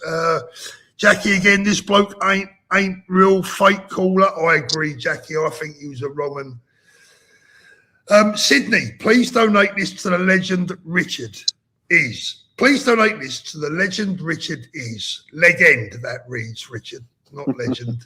Thank you very much, Sydney. I will do. Minus tax, less VAT, less my percentage. He gets about £1.30. No, I have to pay Paul for that tenner. I have to pay Paul £1.50. Sheila Miller, thank you, Sheila. Paul, I'm sure that immigrant was that fake cop I put in on an accent. I'll tell you what, Sheila, he can come on anytime. He's great for the algorithm. This is the whole point. It's fantastic. It's entertainment. But you know the next thing, people will be saying, I've got someone to do that. Alan, 54, if you're calling in, turn off your YouTube. Good point, Alan. Thank you very much if you are calling in. David Lunn explains Ben's Oldham candidate. I'm a bit right, okay. That's I think I know what he's talking about there. He's talking about the issue with Raja Mir. There's a to say there's a massive crossed wire there would be a complete understatement. No candidates have been selected. Okay, there's no branches in Oldham, and again, it's something. It's Raja has got totally the wrong end of the stick, and I respect him hugely, but he's got 100% the wrong end of the stick on any formation of any branch in Oldham, because there are no branches yet. Nothing's been appointed, nothing's been done anywhere throughout the country. People are joining, policies getting formed, the base has been built. So again, no disrespect to Raja, there may be people that are trying to join Advance and try to be candidates that are wrong. And if that's the case, Raja, get on the phone to the leadership or get on the phone to me or Paul Thorpe and let us know what's going on. We'll have a chat with you about it. And I'm not leadership, but I can certainly have a chat with Raja, no problem whatsoever. So if he sees this, let him know. Because I want to talk to him anyway about the Barelvi tribal system. Thank you very much for that, Gladys. You are an absolute angel. Thank you. That's up to date with the supers. Lee, is there anything else you want to add, or let's have a little look? Blitz up, because I've got other people waiting to come in. So, Lee, was there anything you wanted to add there, mate? Yeah, just before we tuned into your live, we were watching the feedback from the Tommy Robinson Christmas Carol concert in London. So that literally fed nicely. That finished, and then we start with this. But for me, I was watching that, and even sat watching how emotional it was. Like, even a grown man, you know, been to war, all that sort of stuff. I still sat there, and it's still really hard to fight back the tears. And that's something that's really powerful. And I haven't, it's very, very rare you feel those moments. And what he's doing out there and bringing the people together, whether you like him or don't like him, it's powerful. It's really resonating with people. And you wouldn't get people in the 30s, 20s, but just sat there watching Christmas carols on a Saturday night. And I was sat there watching Christmas carols with tears down my face on a Saturday night. You know, don't afraid to admit it. Let me tell you something, boys. I've got something to tell you about that. I've got about, in my phone, I have hundreds and hundreds of people. And among those people are a number of people that I class as very good friends who are not on side with the movement. And they remain my friends because they are deep down, they're lovely human beings. I believe that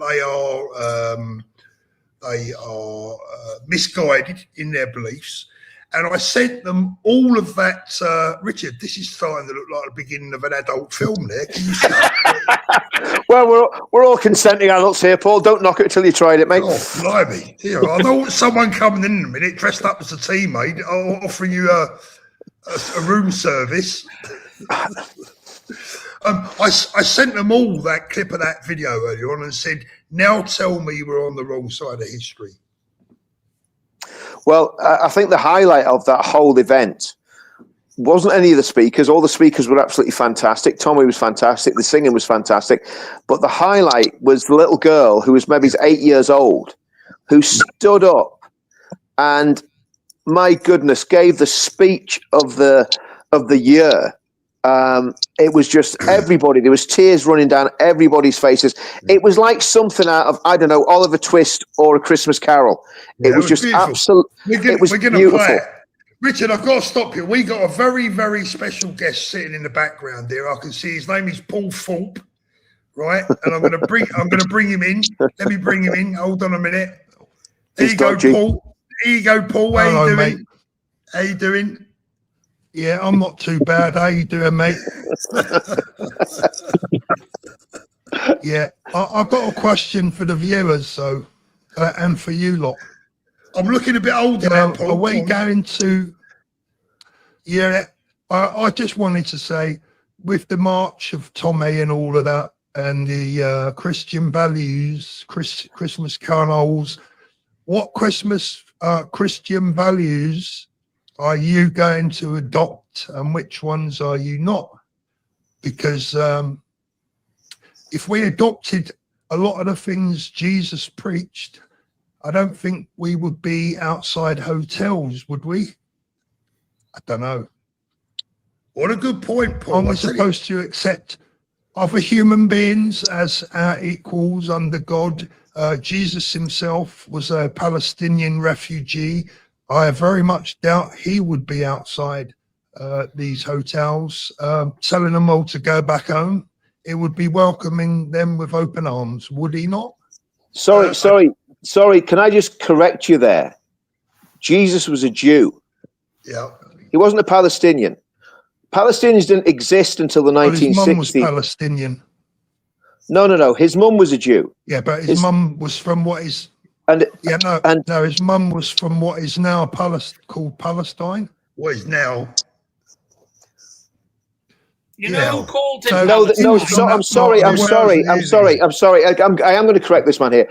His mother is from what is now called Judea and Samaria, that the Palestinian scumbags are trying to occupy.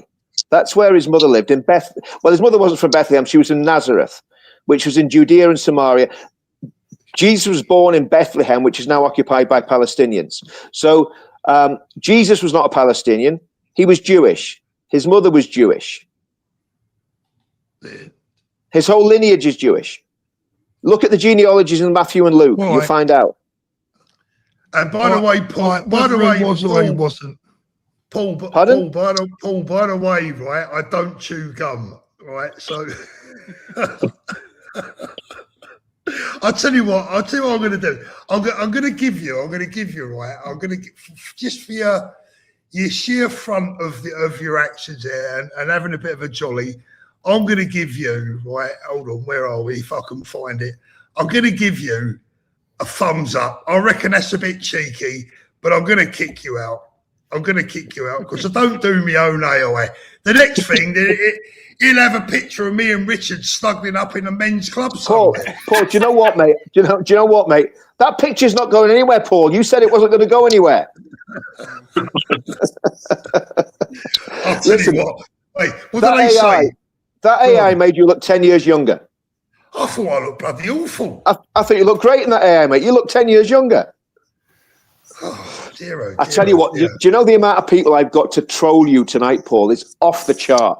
Oh, I'll tell you what, though, Richard, it's not done with viewing figures too bad. By the way, guys, can you please give me a thumbs up? There's been like 2,000 people watching. I don't even know how many thumbs up I've got.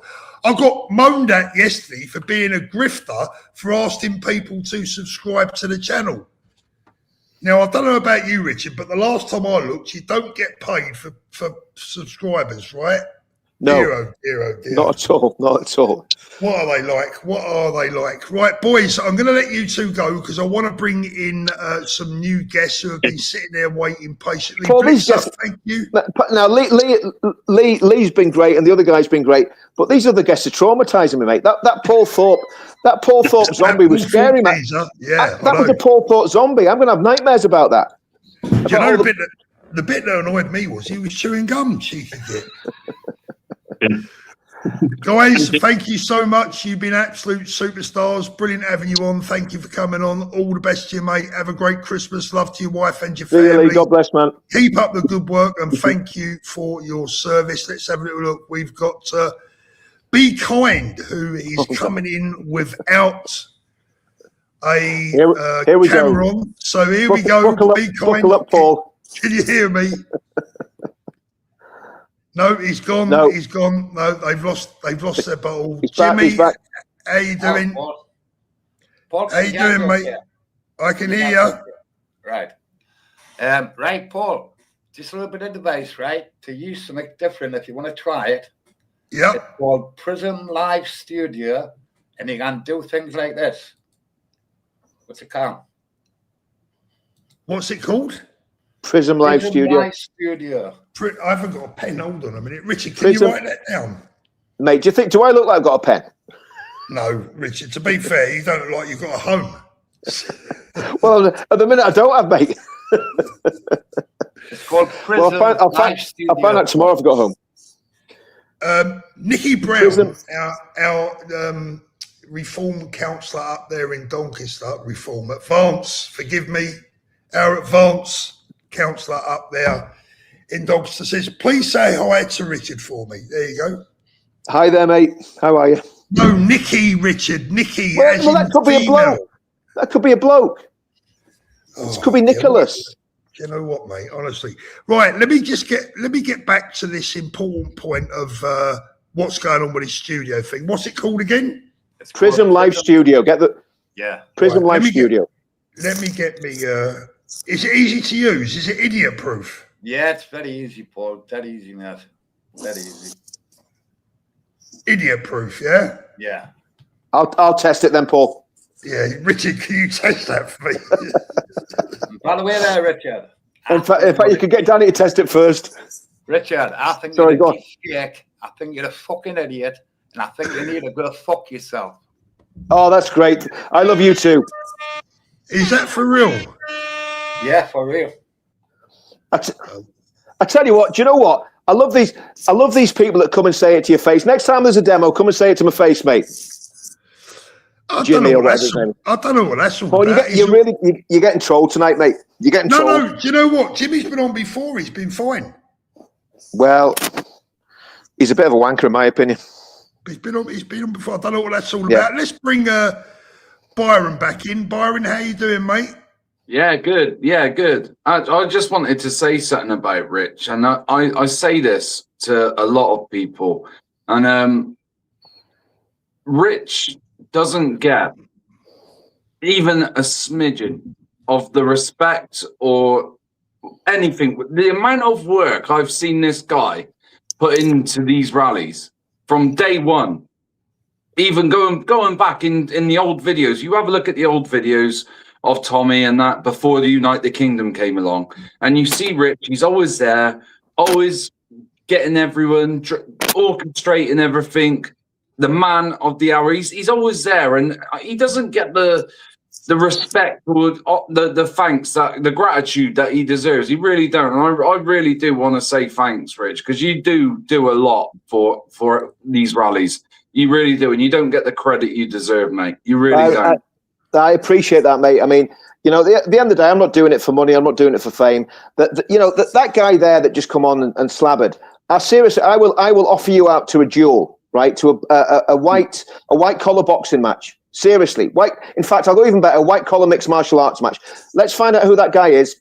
Bona fide, get him, and I'll have a fair dig with him. I mean that genuinely. Do you know what? I'm sick of it, Paul, because I'm sick of these scumbags coming on, attacking me, attacking you, attacking other patriots that are putting our necks on the line, putting our families on the line, you know, destroying our businesses, destroying our finances. And some little, I'm not going to swear on the channel, but some little scumbag comes on and gives us that sort of abuse. If he wants to front me, come and see me face to face. I'm not difficult to find. Come and see me. I don't understand, Richard. The guy's been on before, and he's obviously whatever. You know, if he wants to, he's a Geordie lad. If he wants to come and see me, that's the way people in the Northeast sort it out. No problem. Don't care if he's 25, 35. Don't care who he is. I'll see him, because that's really annoyed me. I reckon it was something probably to do with the politics. Maybe. Well, I don't care. He's probably either a goose stepper or a lefty. I don't care. I'm not interested. I'm sick of it. You know, sick of these people that have no idea who I am and what I've done. You know, just gobshiting themselves. No, Byron's absolutely right. I mean, you know, look, I think of all the people within the movement that I've been close to since I became, it has been Richard, and no one does more or has done. I mean, Richard, I'd go as far as saying this: Richard has saved lives. Oh, without a doubt, without a doubt. On more than one occasion, saved lives, and you know, a lot of people owe him a debt of gratitude, which, as you said, you know, isn't always necessarily forthcoming. But look, the people that matter know. That's the bottom line. The people that matter know. Exactly. The people that matter know. That's for sure. By the way, I'm going to say something now, right?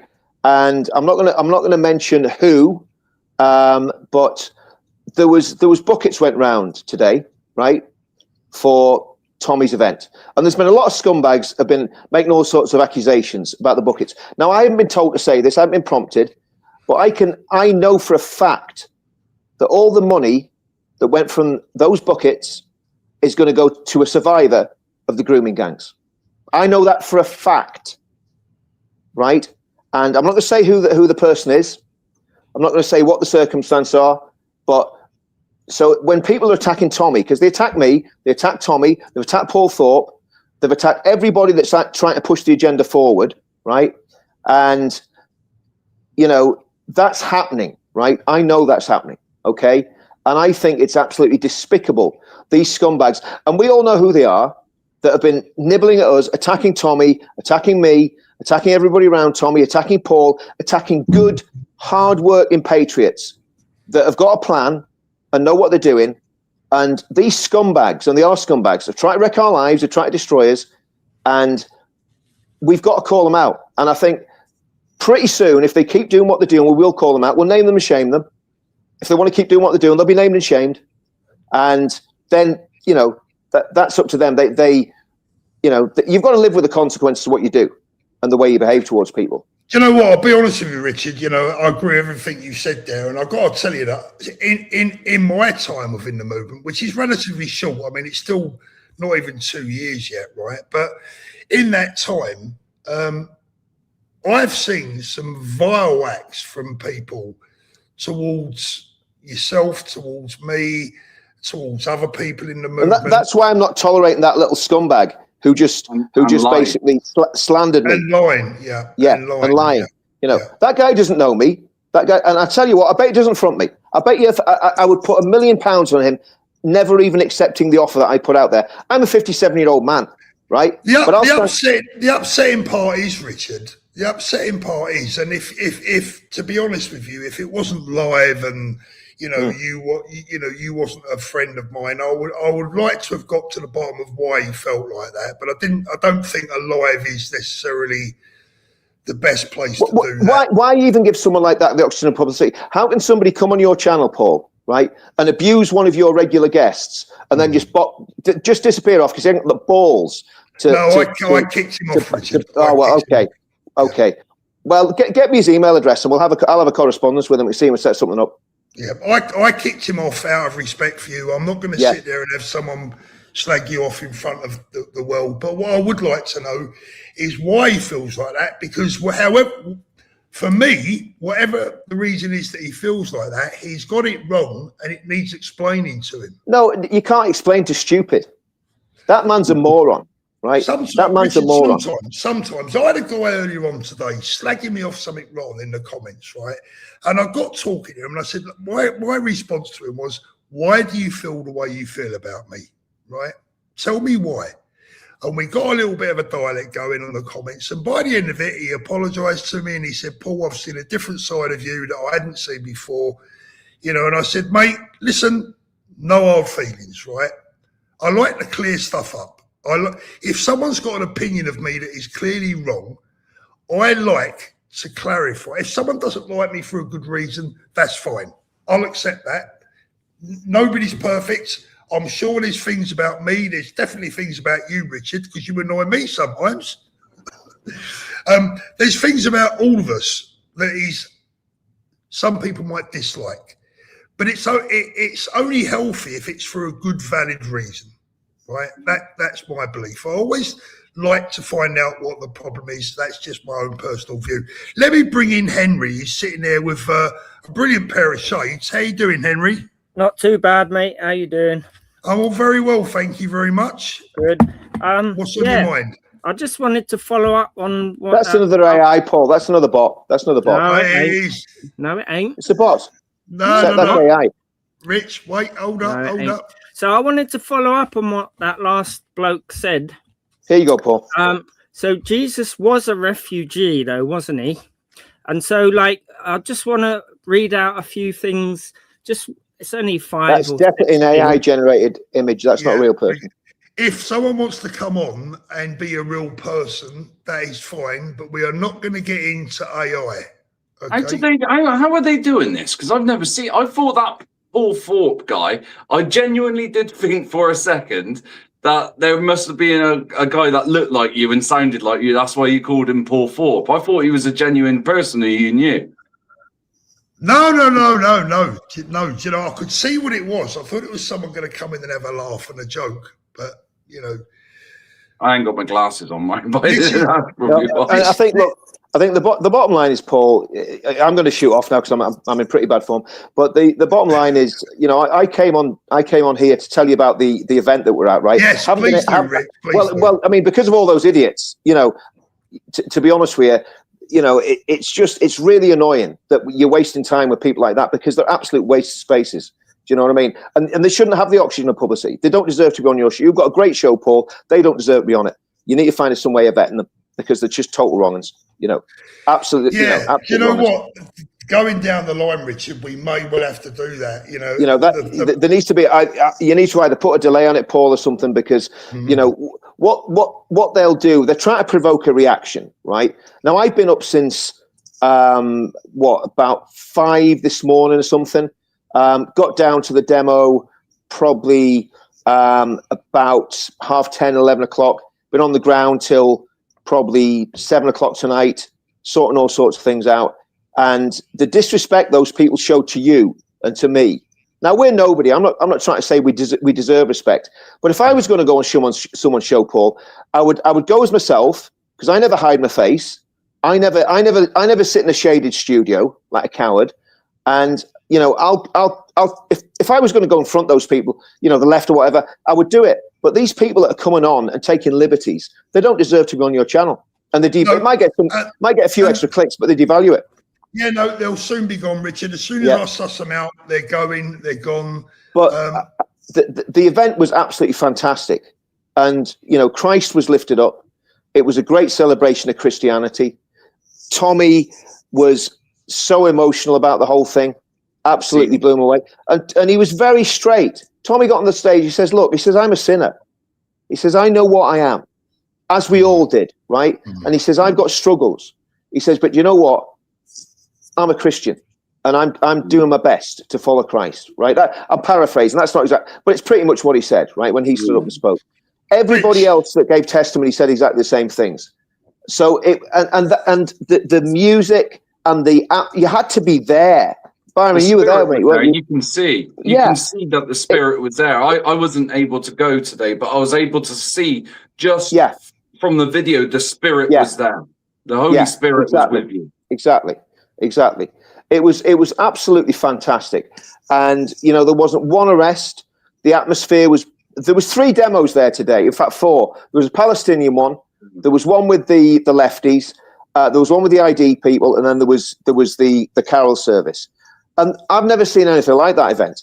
It was, Tommy said it. Tommy summed it up. He said it was beautiful. A beautiful event. There was no ag between anyone. Yeah, it was good, wasn't it?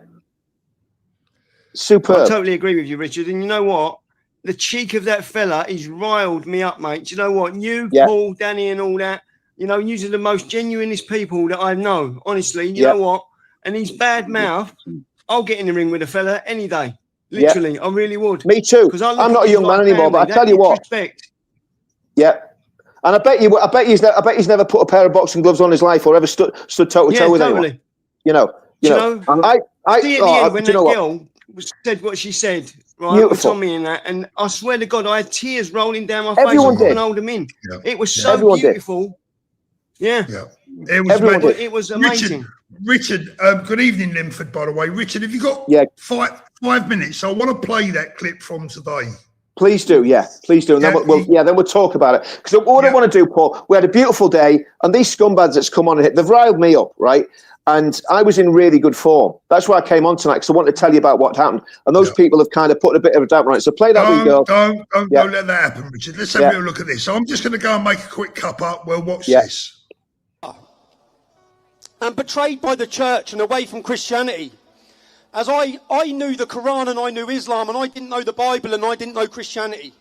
But as I started understanding the Bible and the pastor done lessons with me for the life of Jesus, I understood that Jesus would have stood against the establishment.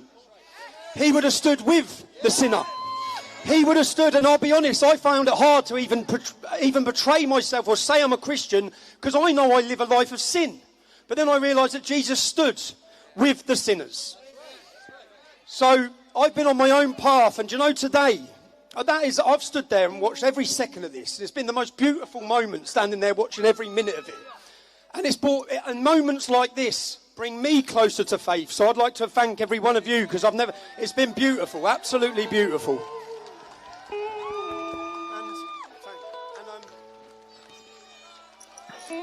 And I say, why? People say, why are we here today? We're here to celebrate the birth of Jesus Christ. And every one of us, including myself, need to ask what that means to us. What does it mean that Jesus lived for us? He died for us. He rose again. And every one of us, I struggle. I struggle again just because I live a life of sin, and I struggle with it. But then I realise we all do. So I'd like to thank everyone that's come today. I'd like to wish everyone a Merry Christmas. I'd like to see, do you know this? Let this be the foundation. You see, next year, we're going to get a website up very soon with the help of Ricky and his team. Yeah? We're going to start planning next year's Christmas celebration. We're going to fill Trafalgar Square.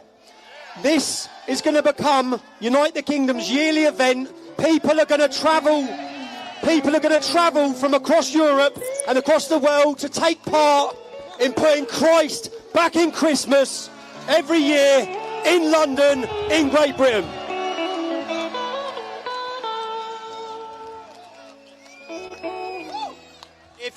I think only standing here today, I know many of you are watching this at home. You have to be here to feel what has happened. Something great is happening.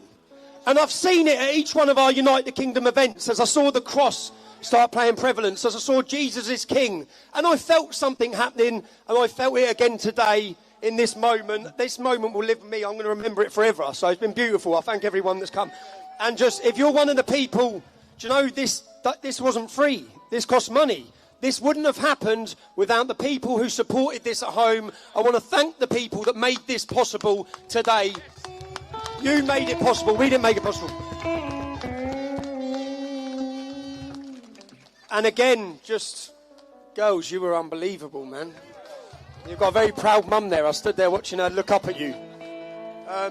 Yeah, everyone. And do you know, for Speaker's Corner Bob, because do you know, as I was pushed away from Christianity, and then I saw Bob, and then I saw, and do you know, I saw Bob, and as I watched him, I felt it, and in every one of these preachers today, you can feel it, you can feel the belief, you can feel the passion, you can feel something. And as I watched Bob's masculine Christianity, I thought, now I'm listening. I think Bob, you probably opened so many eyes.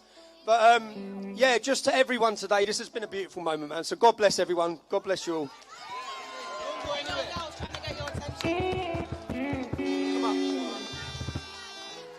Come on. Come on. Lift her over. Hey, come on. Come on. We're going to sing Silent Night. Ready? Here.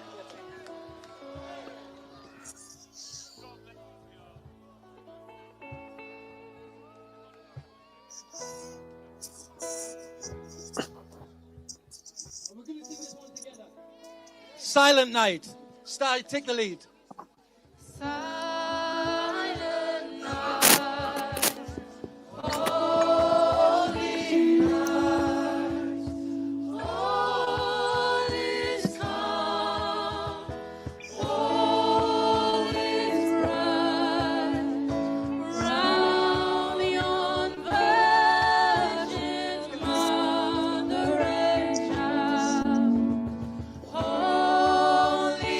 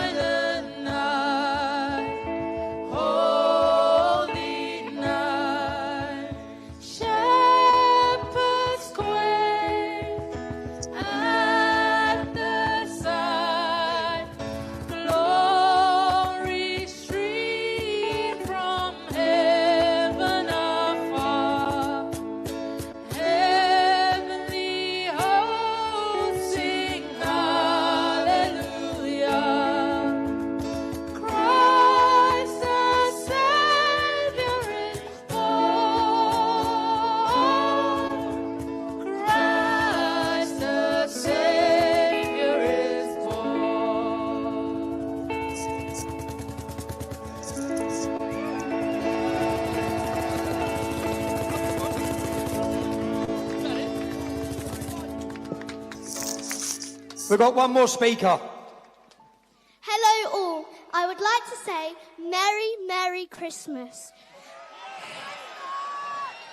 God is watching, very, very proud of us as we all stand today. I am very, very grateful of Tommy Robinson for organising this. Otherwise, I would not have hope in our Patriots to do this today. All I want to say is God is in our veins, whether you like it or not. God gives us adrenaline. Wherever we are, God gives us adrenaline. God is with us. Wherever you like it, wherever you are, pray to God and He will come to you and He will enter your life and He will save your life. Amen. Amen.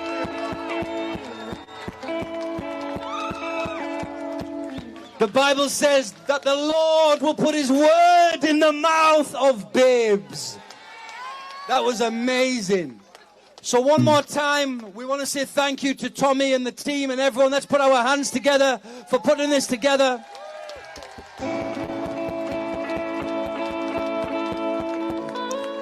We want to...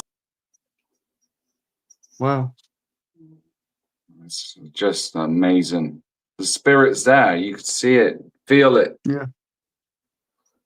You know, I literally had hairs standing up listening to that again on my body. It's just, you can't not feel that passion and that intensity that's there. You know, it was just beautiful. It was just so heartfelt. And to hear those words from Tommy as well. Yeah. Yeah. What come out of his mouth, just you would never think you would see that, and you'd never see that on GB News or any other news channel. And to see him say and profess, or his claim, or to profess his faith in Christ, that is just beautiful. And I think everyone's been waiting for that. Paul knows, you know, if it wasn't for Tommy, you know, I probably wouldn't be here and I wouldn't have the connection that I have with Jesus.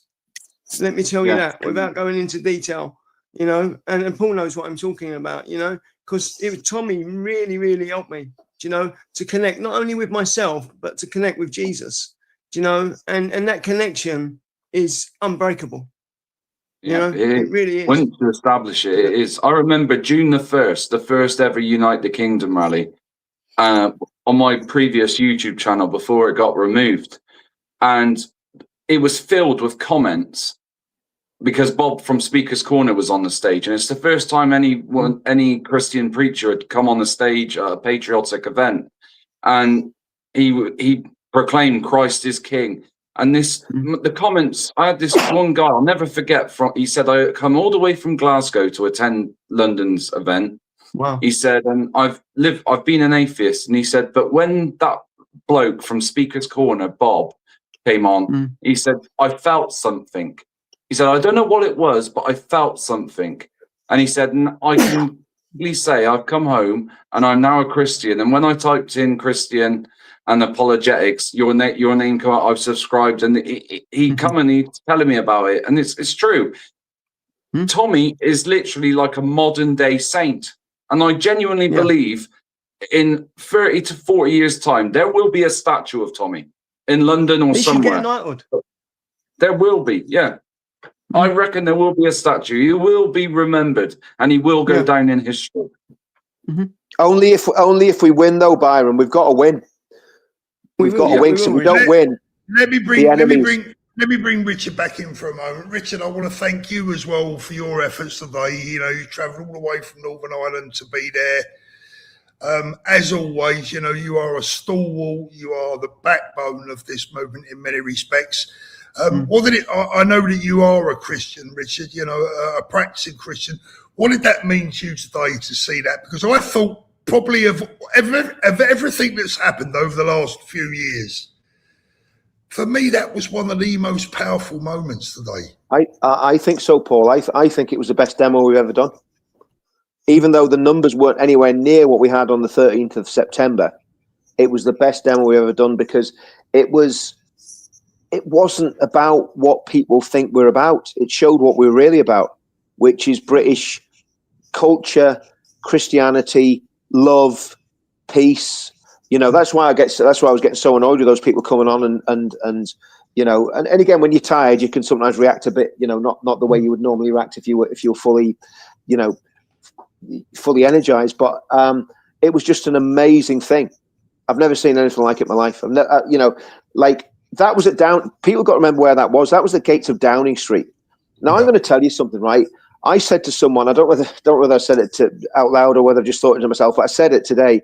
I said, this is going to scare Downing Street way more than us putting 1 million people on the street, because what that was a message of peace and love. How can anybody really fight against that? Yeah. Because that showed what we're really about. They'll try, Richard. Richard, they will try. You know that. Well, I mean, we've already had those scumbags on tonight trying to dish it and dish us. Yeah. But I mean, the reality is they won't win that, because if you saw the spirit that was present there and what that spirit represents, which is everything that's good, everything that's kind, everything that's loving. You know, the Spirit of God Himself. That's what was represented today in Whitehall, Downing Street, and that's what filled them all. And Tommy, who was filled with it, you could see it dripping out of him. He was crying. You know, it was an amazing day. It was, and look, it still had its challenges. There was still there's always, you know, little niggles here and there, but on the whole, it was, you know, it was the most peaceful. Just an incredible day, day. And just for the record, Richard, because I know that people get on your back, how much was you paid for today's event? Today's event cost me probably, well, I gave a gift to a certain person that I knew was struggling, so including that and my flights, and obviously my friend who I stay with here is always very kindly puts me up, so that saves me some money. But it's probably cost me 500-600 quid. That's some grift you got going on there, Richard. Yeah, it's not. I'm not very good at it, am I? I'm not a very good grifter. You'll have to. Well, okay. Well, let me put that in context. Let me put that in context. Yeah, how to lose money being a patriot.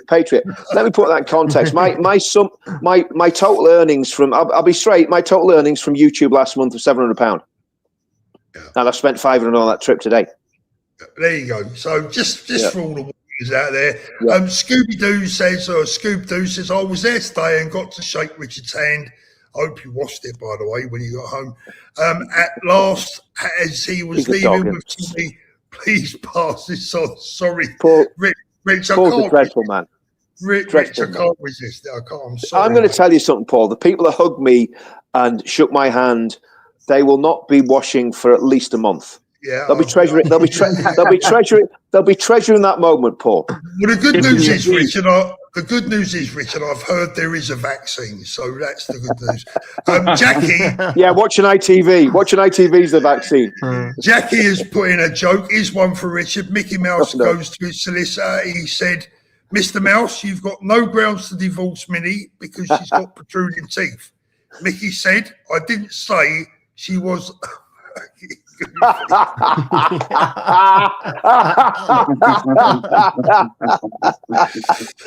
Jackie. Sharon, there's only one full piece. Sharon, thank you. God bless you. You are a lovely soul. Thank you. Phil, thank you very much. Richard Inman saved me. There you go, Richard. Bless you, hero. A true hero. Wano, thank you. That twat should shit himself if Richard met him face to face. I think he probably would. Tony, that bloke was rude to Richard. Ignore it. I mean, look, at the end of the day, I look at it like this. One of the reasons that me and Richard are a good team is that we're chalk and cheese in many ways. Richard is like, right, let's go, let's have it, right? And I'm a little bit more chilled, a little bit laid back. That's another expression for old, right? And I'm just a little bit more relaxed about it. Well, I'm not sure if I shared it the other night on the stream. I know I shared it with you personally, Paul, but I found out that my great grandmother was Irish, and she did time in prison in Wexford for a fray, which I think is absolutely magnificent because it explains so much about the way I am. You know all about it, didn't you? Lee, thank you very much. Thank you for having me on first time live. Really enjoyed it. Sharon, thank you. Richard, we love you, mate, and you have a heart of gold. It does. Thanks, Sharon. Bless you. Indeed. Bless you, sister. Janine says, Rich is right about provoking a reaction. I commented today on the Facebook from Shoaib and have been called an effing racist and a transparent supremacist. There you go. Janine, there you go. That's what that. I've got to be honest with you, Janine. That's one of the reasons they don't bother me, because they're all idiots. And there's no point, you know. I don't waste my energy on idiots, you know. I reckon today's success really upset them that much that they have come onto your channel this evening to just really try and put a spoil to it. Yeah, and create those little AI bots. I mean, I what's speak about? for many people. You know what? Thank you for everything that you do, and Paul, and you know, Bless and you. Tommy, and Danny, and all the rest of the people behind the scenes. Do you know? And what I loved, seeing Tommy's face being filled with the Spirit today, the Holy Spirit. And do you know what? When Danny done a live earlier, he had a cross and a cross on around his neck. You know what? And when he was chatting and he was holding that, you know, and he was saying about how he felt comfort having that around his neck. Do you know what? It's powerful. This is powerful. You know, and there's a revival going on. There is. There's no doubt about that. And I mean, we couldn't have talked about this 7 years ago when we first started. And I mean, one of my big errors was I made a conscious decision not to talk about it. I think in hindsight, that was probably a mistake. But look, none of us are perfect. And the reality is, you know, what this is about showing people that there's a different way to live and that Christianity is real and Christianity is true. And listen, it's like Tommy said it, you know, we're all sinners. We're all sinners. But if we're coming to Christ, we're going to be changed. We'll still be sinners, but we'll be different to what we were before, you know, and we'll be sinners saved by grace. And that's what it's all about. And that's the message. It was just an amazing message today. And every single testimony was powerful. And if people reject that, that's up to them. People want to mock it and reject it. And, you know, that's completely up to them. But we are now in a position where Christianity becomes essential for everyone. David, have some well-earned rest, Richard. And Welsh lady says, don't take any notice of that Muppet, Richard. No, he got under my skin a bit. Welsh lady, listen, it's gone. I don't care about it. You know, we'll just ignore him from now on. You know, just a pathetic. Sydney, there's another $5 for you, Rich. Rich, that's only 50p you owe me now. Thank you. I know, mate. I know. I'm nearly breaking. No, listen, I do appreciate that actually, but I'm nearly breaking even now, Paul. boy, I'm going to bring Linford and Byron. I'm going to bring some more guests in if you don't mind. No worries. Yeah, thank you, Paul. Thank you, Richard, for coming on. Always all the best, Linford. All the best. See you guys. God bless you both. Bless you both. All the best, mate. Have a good Christmas. Good seeing you guys. Let me bring in Ian. Ian, good evening. Hello there. How you doing? I'm okay. How are you? Very well, thank you. What's on your mind, my friend? So you enjoyed the Christian thing, yeah? We did, yeah. I thought it was very powerful. Very powerful indeed. Yeah. So yeah, I wanted to pick up on something That's that Henry someone said earlier. 1 second, let me just mute this right there. Yeah, go on, carry on.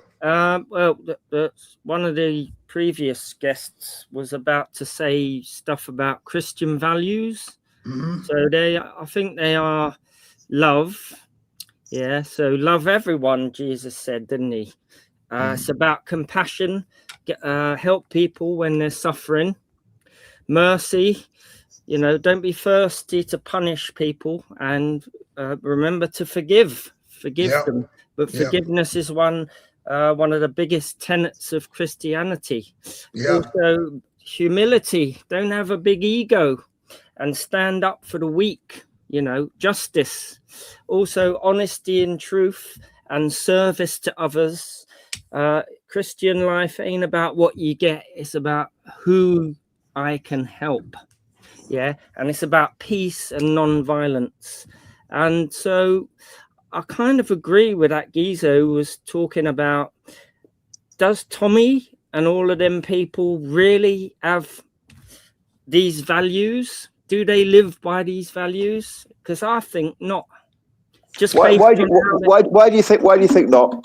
Based on how they treat other demographics, particularly refugees and asylum seekers. Okay, and how's Tommy treated refugees and asylum seekers? By encouraging people to say send them back. He demonizes them, and so do all of these protesters outside the hotels. They also have false beliefs about they're all coming from countries where it's okay to have sex when you're 8. Sorry, sorry. Sorry. Can I just? You've had a very good say there. You made your points very clearly. Yeah. Did you see the news last week about the 2 Afghan migrants that raped the 15-year-old girl in the park? Yes. Okay. Would she have been raped if they hadn't come in the country? Probably by those men. No, she wouldn't have been raped. So the other issue with this is, yes, absolutely, Jesus tells us to love our enemies, but how can you, as a state and as a society, love your enemies when your country's been degraded and destroyed by the left? I don't know what your political stance is, but by the left, by the Fabian Society, by people like Keir Starmer, and by the Tory governments, who have systematically, since Margaret Thatcher, degraded everything about British industry. The coal mines were closed under Thatcher. You've got the Labour Party doing exactly the same thing with the green agenda. So the migrants are one part of the bigger problem. The problem is we're being governed by people that hate us. The people that run our country hate the British people. The Labour leadership hates the British. Well, I haven't finished saying what I'm saying. The Labour Party hate the British people. You can tell by the way they behave. They've done nothing to stop the migrants crisis. Can I just ask, do you own a house? Why do you want to know that? Well, it's just a question. I'll tell you, I own a house. Do you own a house? Well, I'm not going to say. Okay. Aspirationally, would you like to own a house? Well, I'm not going to say. Would you like to have a family? I don't see my. No, these things. I tell you why these things are relevant. Would you like to own a house? And I don't know how old you are. Would you like to own a house and have a family? Can I just respond to that question? I want you to respond to that question. Would you like to own a house and have a family? Well, I already do. There you go. That's good. Okay, you already do. Okay. Now, a lot of younger people, I don't know how old you are, a lot of younger people cannot afford to get on the property ladder. Yes. And the reason they can't afford to get on the property ladder, there's a lot of reasons, but one of the reasons is that rents and property prices are going through the roof because of the migrant crisis. Now, these people coming across, sorry, let me finish. These people coming across on dinghies are not refugees. A very small number of them might be. How do you know? Well, that's the point, isn't it, my friend? We don't know. No, hold on a minute. Let me finish. They're throwing their they're throwing their passports over. But no, I'm making a very pertinent point, because that's what they do. They throw their passports over. They throw their passports. Show me some evidence. Yes, we have. Oh, listen. There's absolutely documented evidence. Right, boys, please stop. Right, listen, I've got to referee this. Richard's putting a great point over. Ian has been brave enough to call in, so I want one at a time, please. I would really appreciate that, because I can't listen to two of you shouting at each other. Ian, do you want to respond to what Richard has said so far? Because for me, he's made. Yeah. Okay, so that's why I want to come in, because I want you to explain. Yeah, because I think Richard is making some superb points that are absolutely correct. Right. But to be fair to you, I want you to answer them one at a time. So far away. Okay, so going back to the migrant thing. So he brought up someone getting raped by a couple of them. Yes, that's true. And some of them have committed crimes. But this is an example of demonization, where all you do is pick out the bad stories with regards to asylum. Where's the good ones, Ian? Where's the good ones? Well, exactly. People don't want to paint positive stories about these people. They want to demonize them. Secondly, is your chance to give us a positive one? Give me a positive one. Right, then he went, well, there's loads. I could give you one I read the other day where asylum seekers saved a woman on a beach who was sinking in the sand, and the tide was coming in. She couldn't get out, and they went over and saved her life. Anyway, that's just one, right? It's an old tactic, by the far right, that to demonize people and scapegoat them and make them the cause of all of our problems. Even that even him up there with the glasses, I've forgotten his name. Richard. Yeah. Yeah, well, I haven't forgotten your name, Ian. So if you're going to be polite, you wouldn't be forgetting his name, would you? Hey, let me finish. Yeah. And so he went on to say about the housing crisis. Yeah, it's caused by the migrants. He actually made the connection, and then he said they're not refugees. First of all, the majority of asylum seekers who land on these shores are granted asylum because that doesn't mean they're refugees. That means they're gaming the system, Ian. They're gaming the system. I can respond to questions that you're saying. I can respond to questions that you're saying. Let me get to the end and do what I did. Make a note of all these things, yeah, and I'll address them one by one.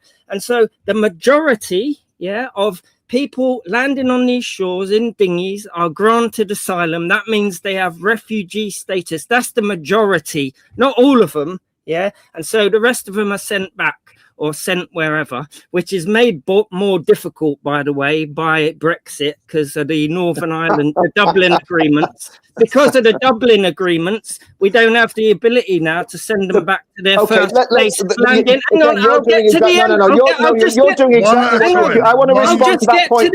I want to respond to that point. Hang on, I'll get to the end about the housing. Yeah, the housing crisis is not caused by migrants. We all know, when you actually think about it, there's enough money in this country to build lots of houses for everyone, but the governments don't, and the private landlords own all the houses, and so they charge extortionate rents, and that's why it's hard to get on the property ladder, not because of the migrants. There's enough money to feed, clothe, and house everyone in this country if we so chose to. Richard? Yeah, well, let's get back to there's two issues there. First of all, you mentioned the Northern Ireland Protocol. It wasn't a Dublin Agreement, it was the Northern Ireland Protocol, okay? The Northern Ireland Protocol was not part of Brexit. It was because the British government panicked because Leo Varadkar, the Irish PM, was making threats that the IRA would be resurgent and would start bombing London, Belfast, and other towns and cities in the United Kingdom. And the British government panicked, and that's why we got the Northern Ireland Protocol. The whole of the UK, including Northern Ireland, should have left the EU with Brexit. It was a complete pathetic reaction from Theresa May, followed up by Boris Johnson.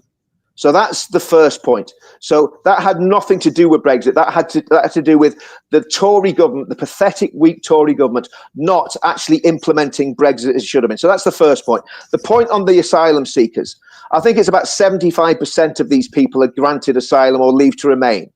Most of them should not be granted asylum. They have gamed the system. They've got very smart lawyers, immigration lawyers who are doing this. And I want to also challenge the fact that you're accusing us of being far right. I have personally stood toe to toe with far right thugs. Tommy Robinson has stood toe to toe. And I'm talking proper toe to toe, which you've probably never done. We've actually fought the far right, the real far right, the Nazis, the anti-Semites, the racists. So when you're making accusations against Tommy Robinson's movement, you don't know what you're talking about. I've known Tommy Robinson for 8 years. And if he was a racist, I wouldn't go within a million miles of him. There's not one racist person in our movement, in the leadership of our movement. They don't exist. Yes, there are racists out there, 100% there are racists out there. But saying that you don't want unregistered, unvetted, illegal migrants, and let's call them what they are, they're illegal. When they come to the country, you want to get legalistic about this and talk about asylum being granted. When they come to the country, they're coming here illegally. And because the asylum system is overwhelmed, as you would have seen if you watched the amazing podcast that Alison Pearson did with Winston Marshall, these people have been granted asylum because the system is completely overwhelmed. Now, I hope, I'm going to ask you a question, Ian, right? And this is a very serious question. Do you know any women or girls who have been raped by the rape gangs, the grooming gangs, or by Muslim men? Do you know any? No. Well, there you go. And that's where unfortunately, you lose your moral authority. Because I've sat with these girls for hour after hour after hour doing interviews. Please don't interrupt me. I didn't interrupt you. It is to do with asylum because it is to do with asylum because a very large number of Muslim men who have come into this country as asylum seekers have been involved in the grooming gangs, and that's a documented fact. I'm not going to produce the evidence now because I'm away from my computer. But if it was on my computer, I would show you that documentary evidence. Okay, and what you're doing, you're either being disingenuous or you're not doing your research. That's the only two options we've got here, Ian. Right, boys. Let me just stop you both for a minute because I want to come in here now. You've both had a good shout. Ian, I want to say first of all, I appreciate you coming on and having a conversation. It's very difficult to have a conversation with the left because most of the time they won't engage. Okay. I have a question for you, and it is this. Do you not think that the safety of our children and our women is important? Do you not think that there's a problem? Can you not see what's going on in front of our very eyes here? Of course it is, but I think you've got an inflated picture of these migrants, like there's a bigger number of them doing that than there actually is. But the statistics tell us that, Ian, this is not us, right? The government's own statistics that they're reluctant to give up, and we don't even see the truth. Even those statistics tell us. Can I just say, we have Afghan migrants are three times more. Afghan migrants are three times more likely to carry out a sexual assault than indigenous Brits. There's That's no a fact. statistics that the government there are statistics. I am away from my. I've just told you, Ian. I am away from my computer. I will get the stats, and I'll publish those stats next week. Hang on, I've done my research. Wait, the government do not keep statistics on crimes based on ethnicity and refugee status. They don't do it. They don't do it. If you claim these stats,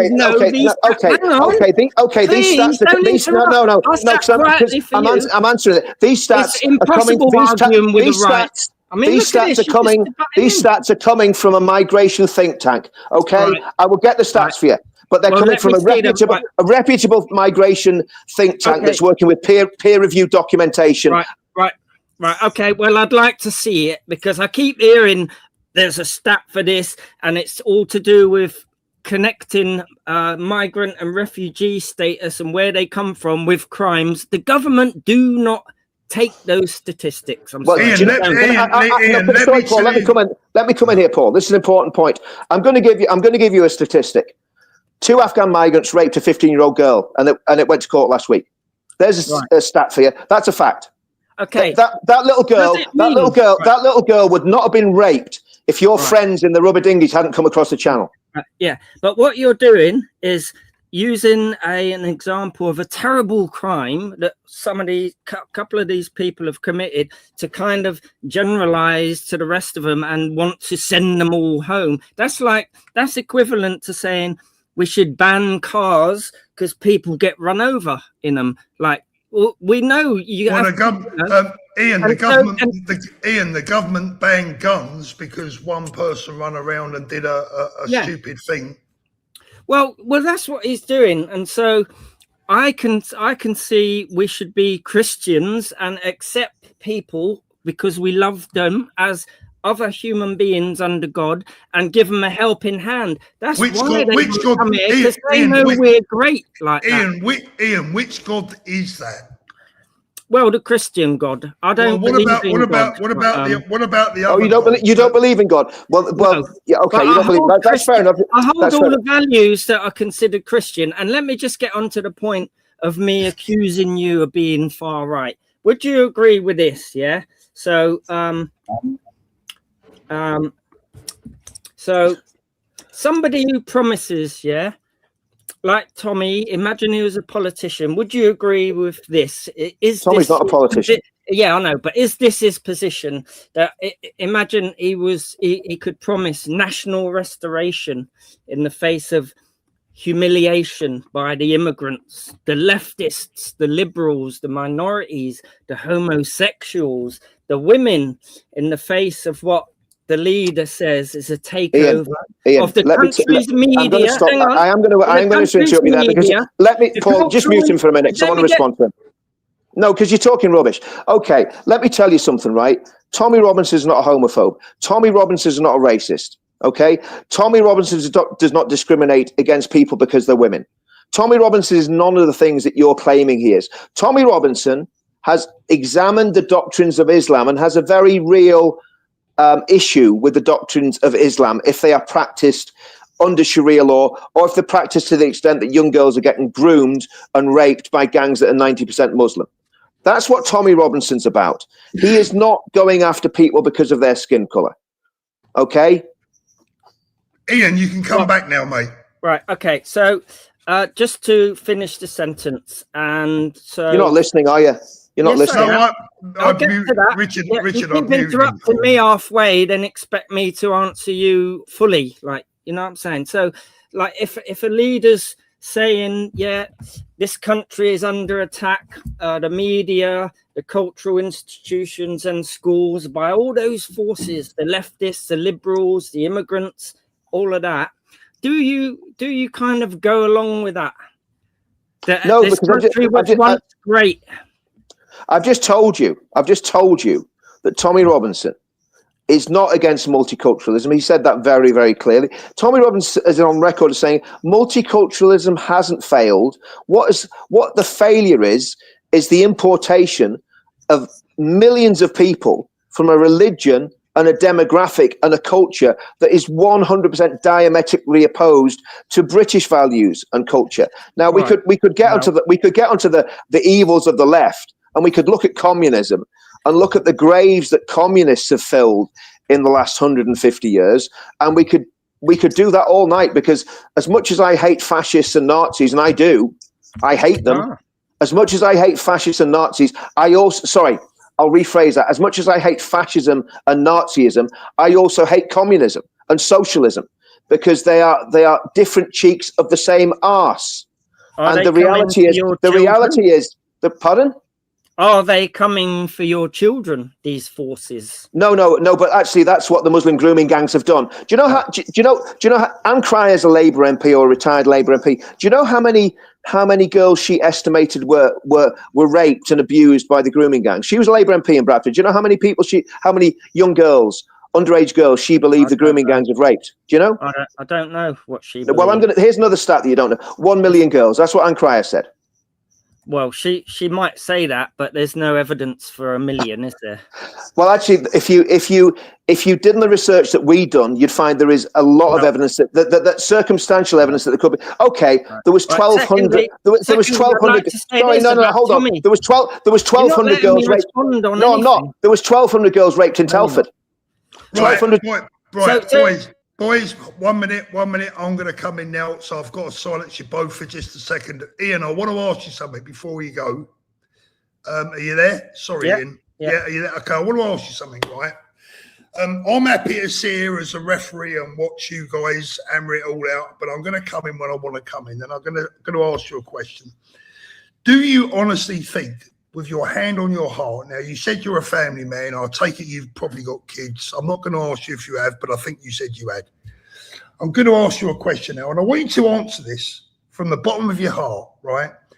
The people that you are protecting tonight and that you are standing up for, when the time comes, do you think they're going to show you, your family and your daughters the same compassion that you are showing them?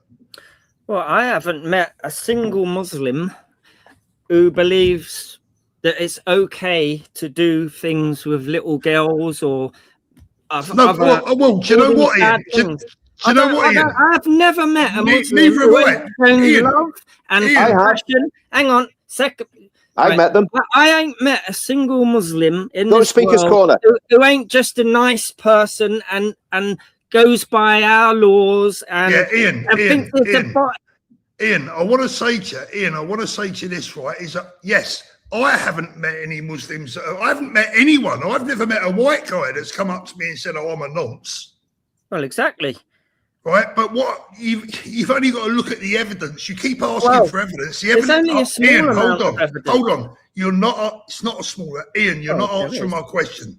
Right. Do you think that these people will show you? Do you think radical Islam will show you and your family and your daughters the same compassion that you're displaying on Ah, here well, you're tonight? conflating moderate Muslims. Okay.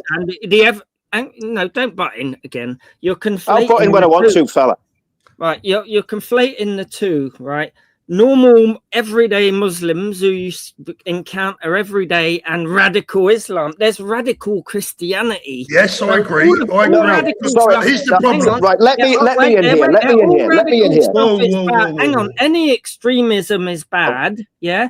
And so I just wanted to mention the thing about Tommy when he goes up to these places about the grooming gangs. If he really had children's interests at heart, he wouldn't only say, look, it's only the Pakistanis. He would bring up everything, all the people. You know why? Right, You know okay. why? I am You know going to, why? Paul, I'm going to come in here because I have to come in here, okay? Let me come in. Deal with those. Go on. Paul, let me come in here. Let me come in here. Paul, please let me come in here, right? Because I've got something to say. It's very important. This guy's not letting anyone talk. He's not listening. Are you listening? No, Okay. Richard, Okay. you're both as bad as one another. Well, no, actually, because I'm telling the truth and he's lying. Now, here's the thing. Here's the thing, right? When you talk, yeah, let this guy talk. Let this guy talk. He's been sitting there very, very quietly, and he hasn't got I love your shows, bro. All right, Craig, I your really love mic. your show. Craig, by the way, the reason you haven't been able to speak is your mic has been muted your end, my friend. Oh, has it? Yeah, but now I can hear you. All right, thank you. Right. Oh, bollocks. Hold on. Right, Richard, I love your show, brother. I've not watched half of them. The guy to next to me is Henry. I've been on shows with him before. Paul, you're a brilliant guy. Don't need to listen to this flaming plankers come on. All right. Exactly. He likes to hear his own bloody voice. He's an absolute idiot. Everyone's had enough of him. If you've seen the chat, people are telling you to get him off because he's an absolute plank. And he's lying. Everyone hates him. Everyone actually hates him. Well, Yeah? I would just like to Shut say up, Henry. my position is the mainstream position. in Henry, this you're a country, lefty by the troll. way. Shut up. Yeah. He's a lefty. Let me just, but I do want to answer some of his points because it's valid that we answer his points. He talked about moderate Islam. Okay. Well, I would like, I've done extensive research into Islam in the UK.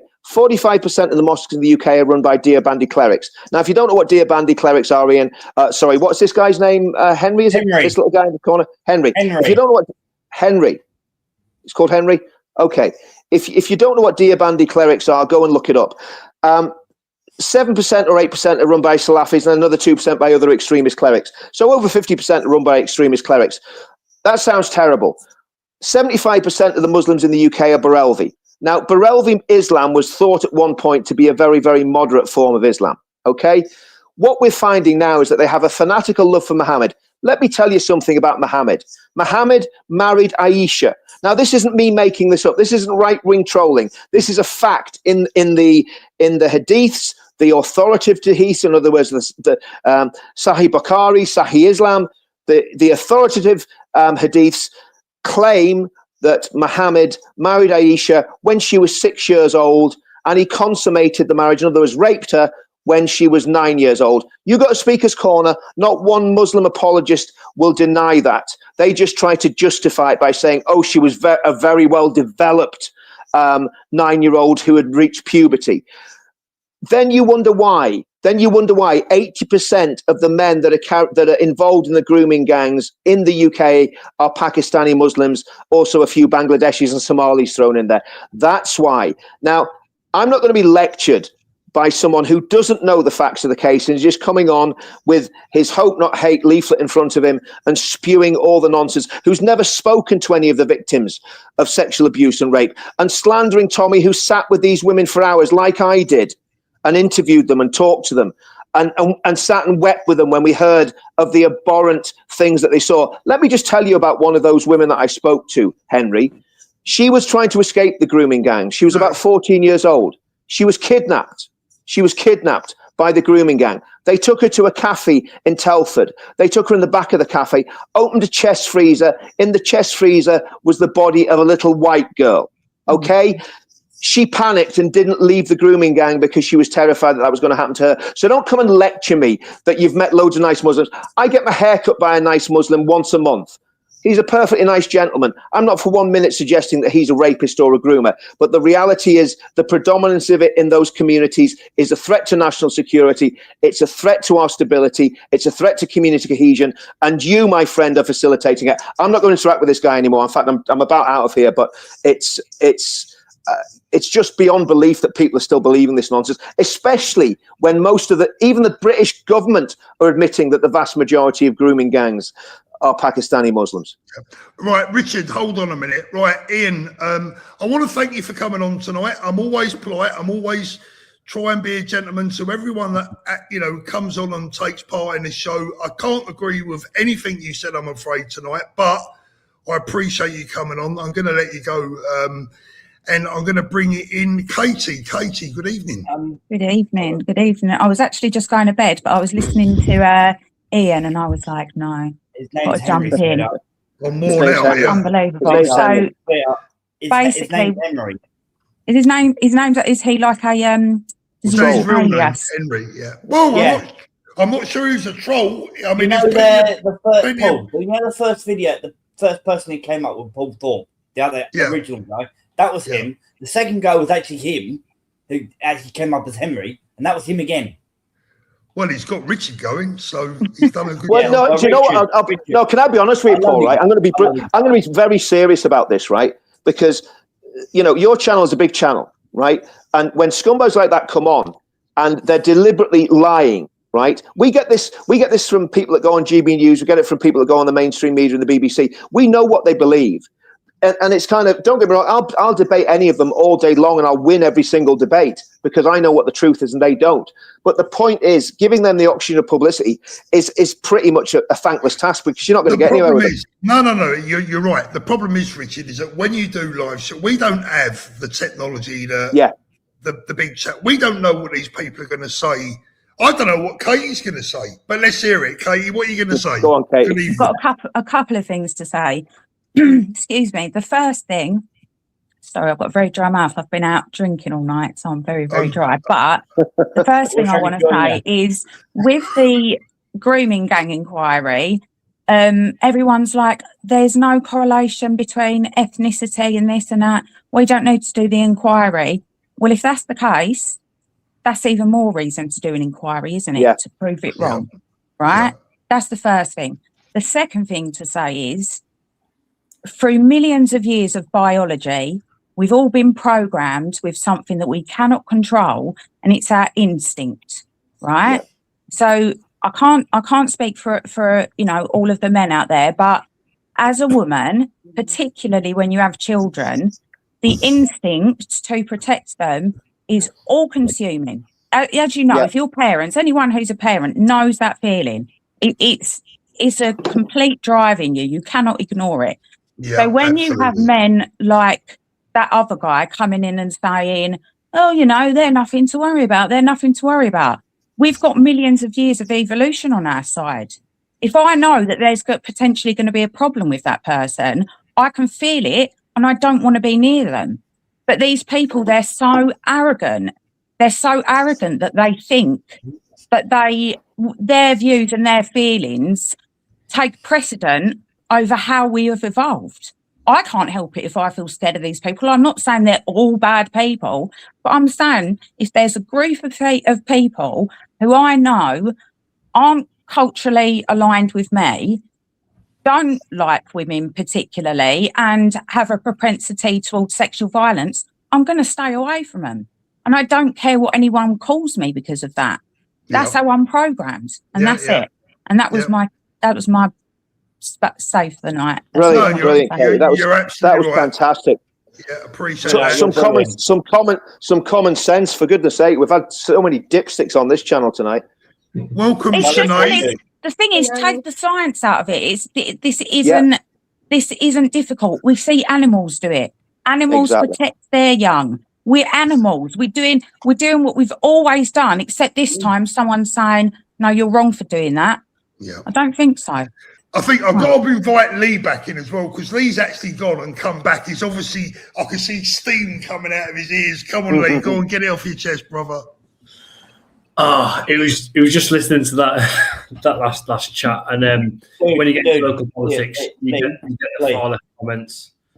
I have to listen to that on every time I go on another channel. Yeah, there's a guy called Society Act he has his own channel. Henry goes on that channel and does the same thing on his channel. And I've been there, and I literally every time he comes in, I leave. But do you know what? Do you know what? I like to listen to them shoot themselves in the foot. I think it's fun. You just let them chat shit. Do you know what I mean? Yeah, Paul and Richard, you guys are brilliant. I'll tell you why I get annoyed with it, because I've spoke to girls and women who've been raped by these scumbags. Yeah. So it's not a game to me. It's not let's have some laughs and giggles because he's a lefty. It's a very serious thing. And, these people are dangerous. And they get enough. I'll be honest with you, I think the left are far more dangerous than Islam. Yeah. They're in control of everything. They're the ones that are degrading our country. And anyone knows me knows how very, very worried I am about the Islamization of the UK. But the left are in control at the minute. And that little twat should not get the oxygen of publicity. That's what I think. We get that on the BBC and Sky News all the time. I don't want to hear it on here, to be honest with you. That's my opinion. If I'm on a thing, he'll get shot down anyway. Let me bring in Neil, because Neil's waving away at me there. We've got, let's have a quick look. We're going to be wrapping it up soon, guys. We've got Sinead and Neil. Good evening, Sinead. How are you doing? Not too bad, you? Yeah, you all still awake there, everyone. It's a late one tonight, isn't it? What's on your mind tonight, darling? That man. I wasn't going to come in, but he's infuriated me. I've spoken he does that to everyone. I've spoken to you before, so you know my background. My father was non-practicing Muslim, what you'd call moderate, didn't practice. They're the only moderates, ones who do not practice. Yeah, ones who've never gone to a mosque. They go to a mosque, they are not moderate. If they're walking around with the dress on, they are not moderate. I don't know what it's called. My dad never went in a mosque in his life. My mum's Catholic. I've grown up knowing both sides. My dad told me all the stuff that they talk about. I've been a victim of one of these men off the boats. He grabbed my arm in Ilford High Street. I was crossing the road. Oh, hang on. My cat's just turned you on. Sorry. My cat turned the telly on. He's very clever. But he grabbed my arm and he wouldn't let me pass. Kept asking him to come back. Lovely lady, I want to have good time. Grabbing my arm. And still kept shouting at me when I got away. I've been surrounded by 7 of these men. I think they were Syrians. 7 of them drunk, surrounded me. I got away when a couple came jogging. I've been followed down the street. I've been harassed in a cab. It's endless. I could go on and on and on. This man, where does that man live? He obviously doesn't live in this country, or he lives in some cave somewhere. He does live in the UK. Well, he's living somewhere where this hasn't got to them yet. Cloud Cuckoo Land, I think that's where he's from. I actually don't think these people even care. I think they've got no moral compass. But that's the point. I think even if it happened to his wife or one of his daughters, if he's got any, I don't think he'd care. He'd still say, oh, poor little migrants just come in and rape my daughter. But that's what they do there. He didn't know. Well, they should be told, but they're not told that. They are told the complete opposite. And I know this is what they think. I've been told because of my background, I get told stuff. They don't tell other people. Do you know what? One of the reasons that I like to let people like that have their say is because anyone watching this tonight that's on the fence, it should make up their goddamn mind and it should convince them as to the battle we are fighting. They need to be heard so that people know how skewed their brain is. Let me bring in Neil. But Paul, they also need to be challenged and challenged very robustly. Absolutely. You can't tickle their ears. You've got to box their ears. Yeah. Let me bring in Neil. I've tried. I have the one underneath me, living in the flat underneath. Left if you don't listen. Yeah. Neil, good evening. Can you hear me, mate? Good evening, mate. Can you hear me? I can hear you, brother. How you doing? I'm all right, mate. I just wanted to say that's why I'm on here, because of that Henry. Henry the 2, whatever he is. I don't know what he is. Big up, Neil. Fair play His to dad, his Richard. dad, his dad was a toolmaker, Neil. His dad was a toolmaker. Richard, I salute you, mate. I tell you what, I'm 64 and I'm knocking out tonight. I don't know about next week. I'm sorry for saying that, but you know. I just don't see why we should appease these people.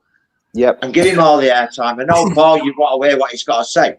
But why do we have to keep explaining ourselves as patriots to these idiots? Do you know what I mean? And like you said before, I'd go after them first before I went after the Muslims. I really would. I think it's disgraceful. Well, that's not the problem. It's people like them that are letting this happen. They are the problem. They keep encouraging it. They keep encouraging it. Yeah. They are the facilitators. Let me bring in, Lee back in. Lee, you've come back in obviously for a reason. You know, go for it, mate. So in the West Midlands, you're probably aware of some of the instances probably recently in Leamington Spa with the Afghani rapist there, and previously before that we've had things happen in Warsaw. And recently, so when this article's released on, we've got a paper called Black Country Live, and what I found really disgusting was some of the comments from similar sort of people, like probably Henry on the left side of things, apologising for the behaviour. Like, it's not their fault, it's because of the culture they're from. And it's like, but where do you stand with that? It's like, that is their culture, and their culture is in the country that they're coming from, but it's not the culture of the British people over here. And we're letting that over here. It's not safe to do it. But we've got people in our own country apologising for this behaviour, which I think, where'd you go with that? The thing is, it's been going on a long time. I mean, like I said before, when my sister was young and she was at school, there was a girl in her class. She was 14. She was walking home from school and she got raped. The guy was Muslim and the parents were Muslim, so-called moderate. They wanted her to marry him because he had raped her. She didn't want to marry him. She didn't want to see him again. He attacked her and raped her, but they wanted her to marry him. And that's not uncommon. If they want someone and the girl doesn't want them, that's a thing they will do to try and get married to them. What can you do about that, though? It's sick. The whole religion is based on sex. At the end of it, if you look at it, every single bit of it is based on sex. That's what it is. It's all based on sex. Everything to do with Muhammad was to do with sex. He said he went off on a horsey thing that wasn't a horse, and he was shown that all the women were burning in hell because they didn't listen to the man. And he made up a story. He was listening to two different religions, the Hebrew and the Christian. He was listening to it, like the Orthodox at the time, and he was listening to that, listened to bits, put them together, and made up a story. It's all fake. The whole thing is fake. Totally. And I'm not going to say anything else. It's fake. The whole thing is fake. It's a cult, and it's gone on and on for thousands of years. And these people are sick. The whole thing is based on sex. You look at it, women have to cover up because the men can't control themselves. They marry you as soon as they think you're old enough, they must marry you. I knew one little girl, she was engaged at 6 months old. She was engaged to a 7-year-old boy at 6 months old. Unbelievable. My biggest disappointment is, so I went to Iraq for 7 months. I did 13 months in Afghanistan total. So you go in there in the belief that you're stopping this sort of thing coming to the British shores and all this sort of stuff. And then 10 years later, you're seeing it in Warsaw where I live. Like, it's literally on the same road, really, pretty much, where you live. And you're like thinking, was that a waste of time? All the things that we were doing. Anyone served in the British forces and gone out to do these sort of things in Iraq and Afghanistan. What was the point in all that? Exactly. We've sort of accepted the very cultures that we oppose. 100%. That's the problem. I mean, it's, the reality. We were told it was a global war on terror, but I mean, now they're calling us the terrorists. Yeah, and they are. Now it's all our fault. Yeah, I mean, guys, I'm gonna have to shoot because it's like I'm gonna wrap it up. I'm gonna wrap it up. Seriously, Rick, you're a brilliant guy. I love you, mate. I love your shows. Appreciate that, brother. Thank you. Yeah, God bless you. I had to pick up here to say hello to you. I've been trying to say hello to you for so bloody long. I've been in your chat to hello. You've never replied to it. So I'm like, come on, Mate, give us a fist pump. There we go. Right, so we're going to say goodnight. We're going to say goodnight to Richard, goodnight to Craig, goodnight to Lee, goodnight to Neil, goodnight to Katie, goodnight to Sinead. Thank you all so much for coming on. Thanks for having me. It's been an absolute pleasure. I've got to tell you, boys and girls, tonight that was difficult to referee. I have got absolutely zero technology that tells me who's coming on, who's going off, what they're going to say, what they're going to be wearing. Richard, just don't surprise me one night and come on, start naked. Guys. Richard, are you doing one of those prayer things again? Yeah, we're going to do one next, probably next Wednesday or Thursday. Yeah, next Wednesday or Thursday. I'll look out for it. It was really nice. When I recover from this live stream. Yeah, I need a few days off. I'm not going to bloody sleep tonight now. Not that the demo was a walk in the park compared with coming on Thorpe's channel tonight. You know what I mean? I've got to tell you, I just couldn't believe how quick that he spotted that was a bot. Yeah. That was incredibly quick, Richard. That was incredibly quick. Straight away, I just knew. You just tell. I thought it was quite funny. He changed it. He had his voice as sort of like Irish, then he started changing to his normal voice. Yeah. Well, have you noticed, guys? Have you noticed? Yeah. Have you noticed all when you hear them talk, they all talk like this. They all talk like that's the way left talk, didn't it? Yeah. Oh. They've no brain. They've no testicular fortitude either. They're lacking in testosterone. And they'll never come on camera. We'll be back soon. Have a lovely week. Good night, everyone. Take it easy. See you soon. Bye. Bye. So long.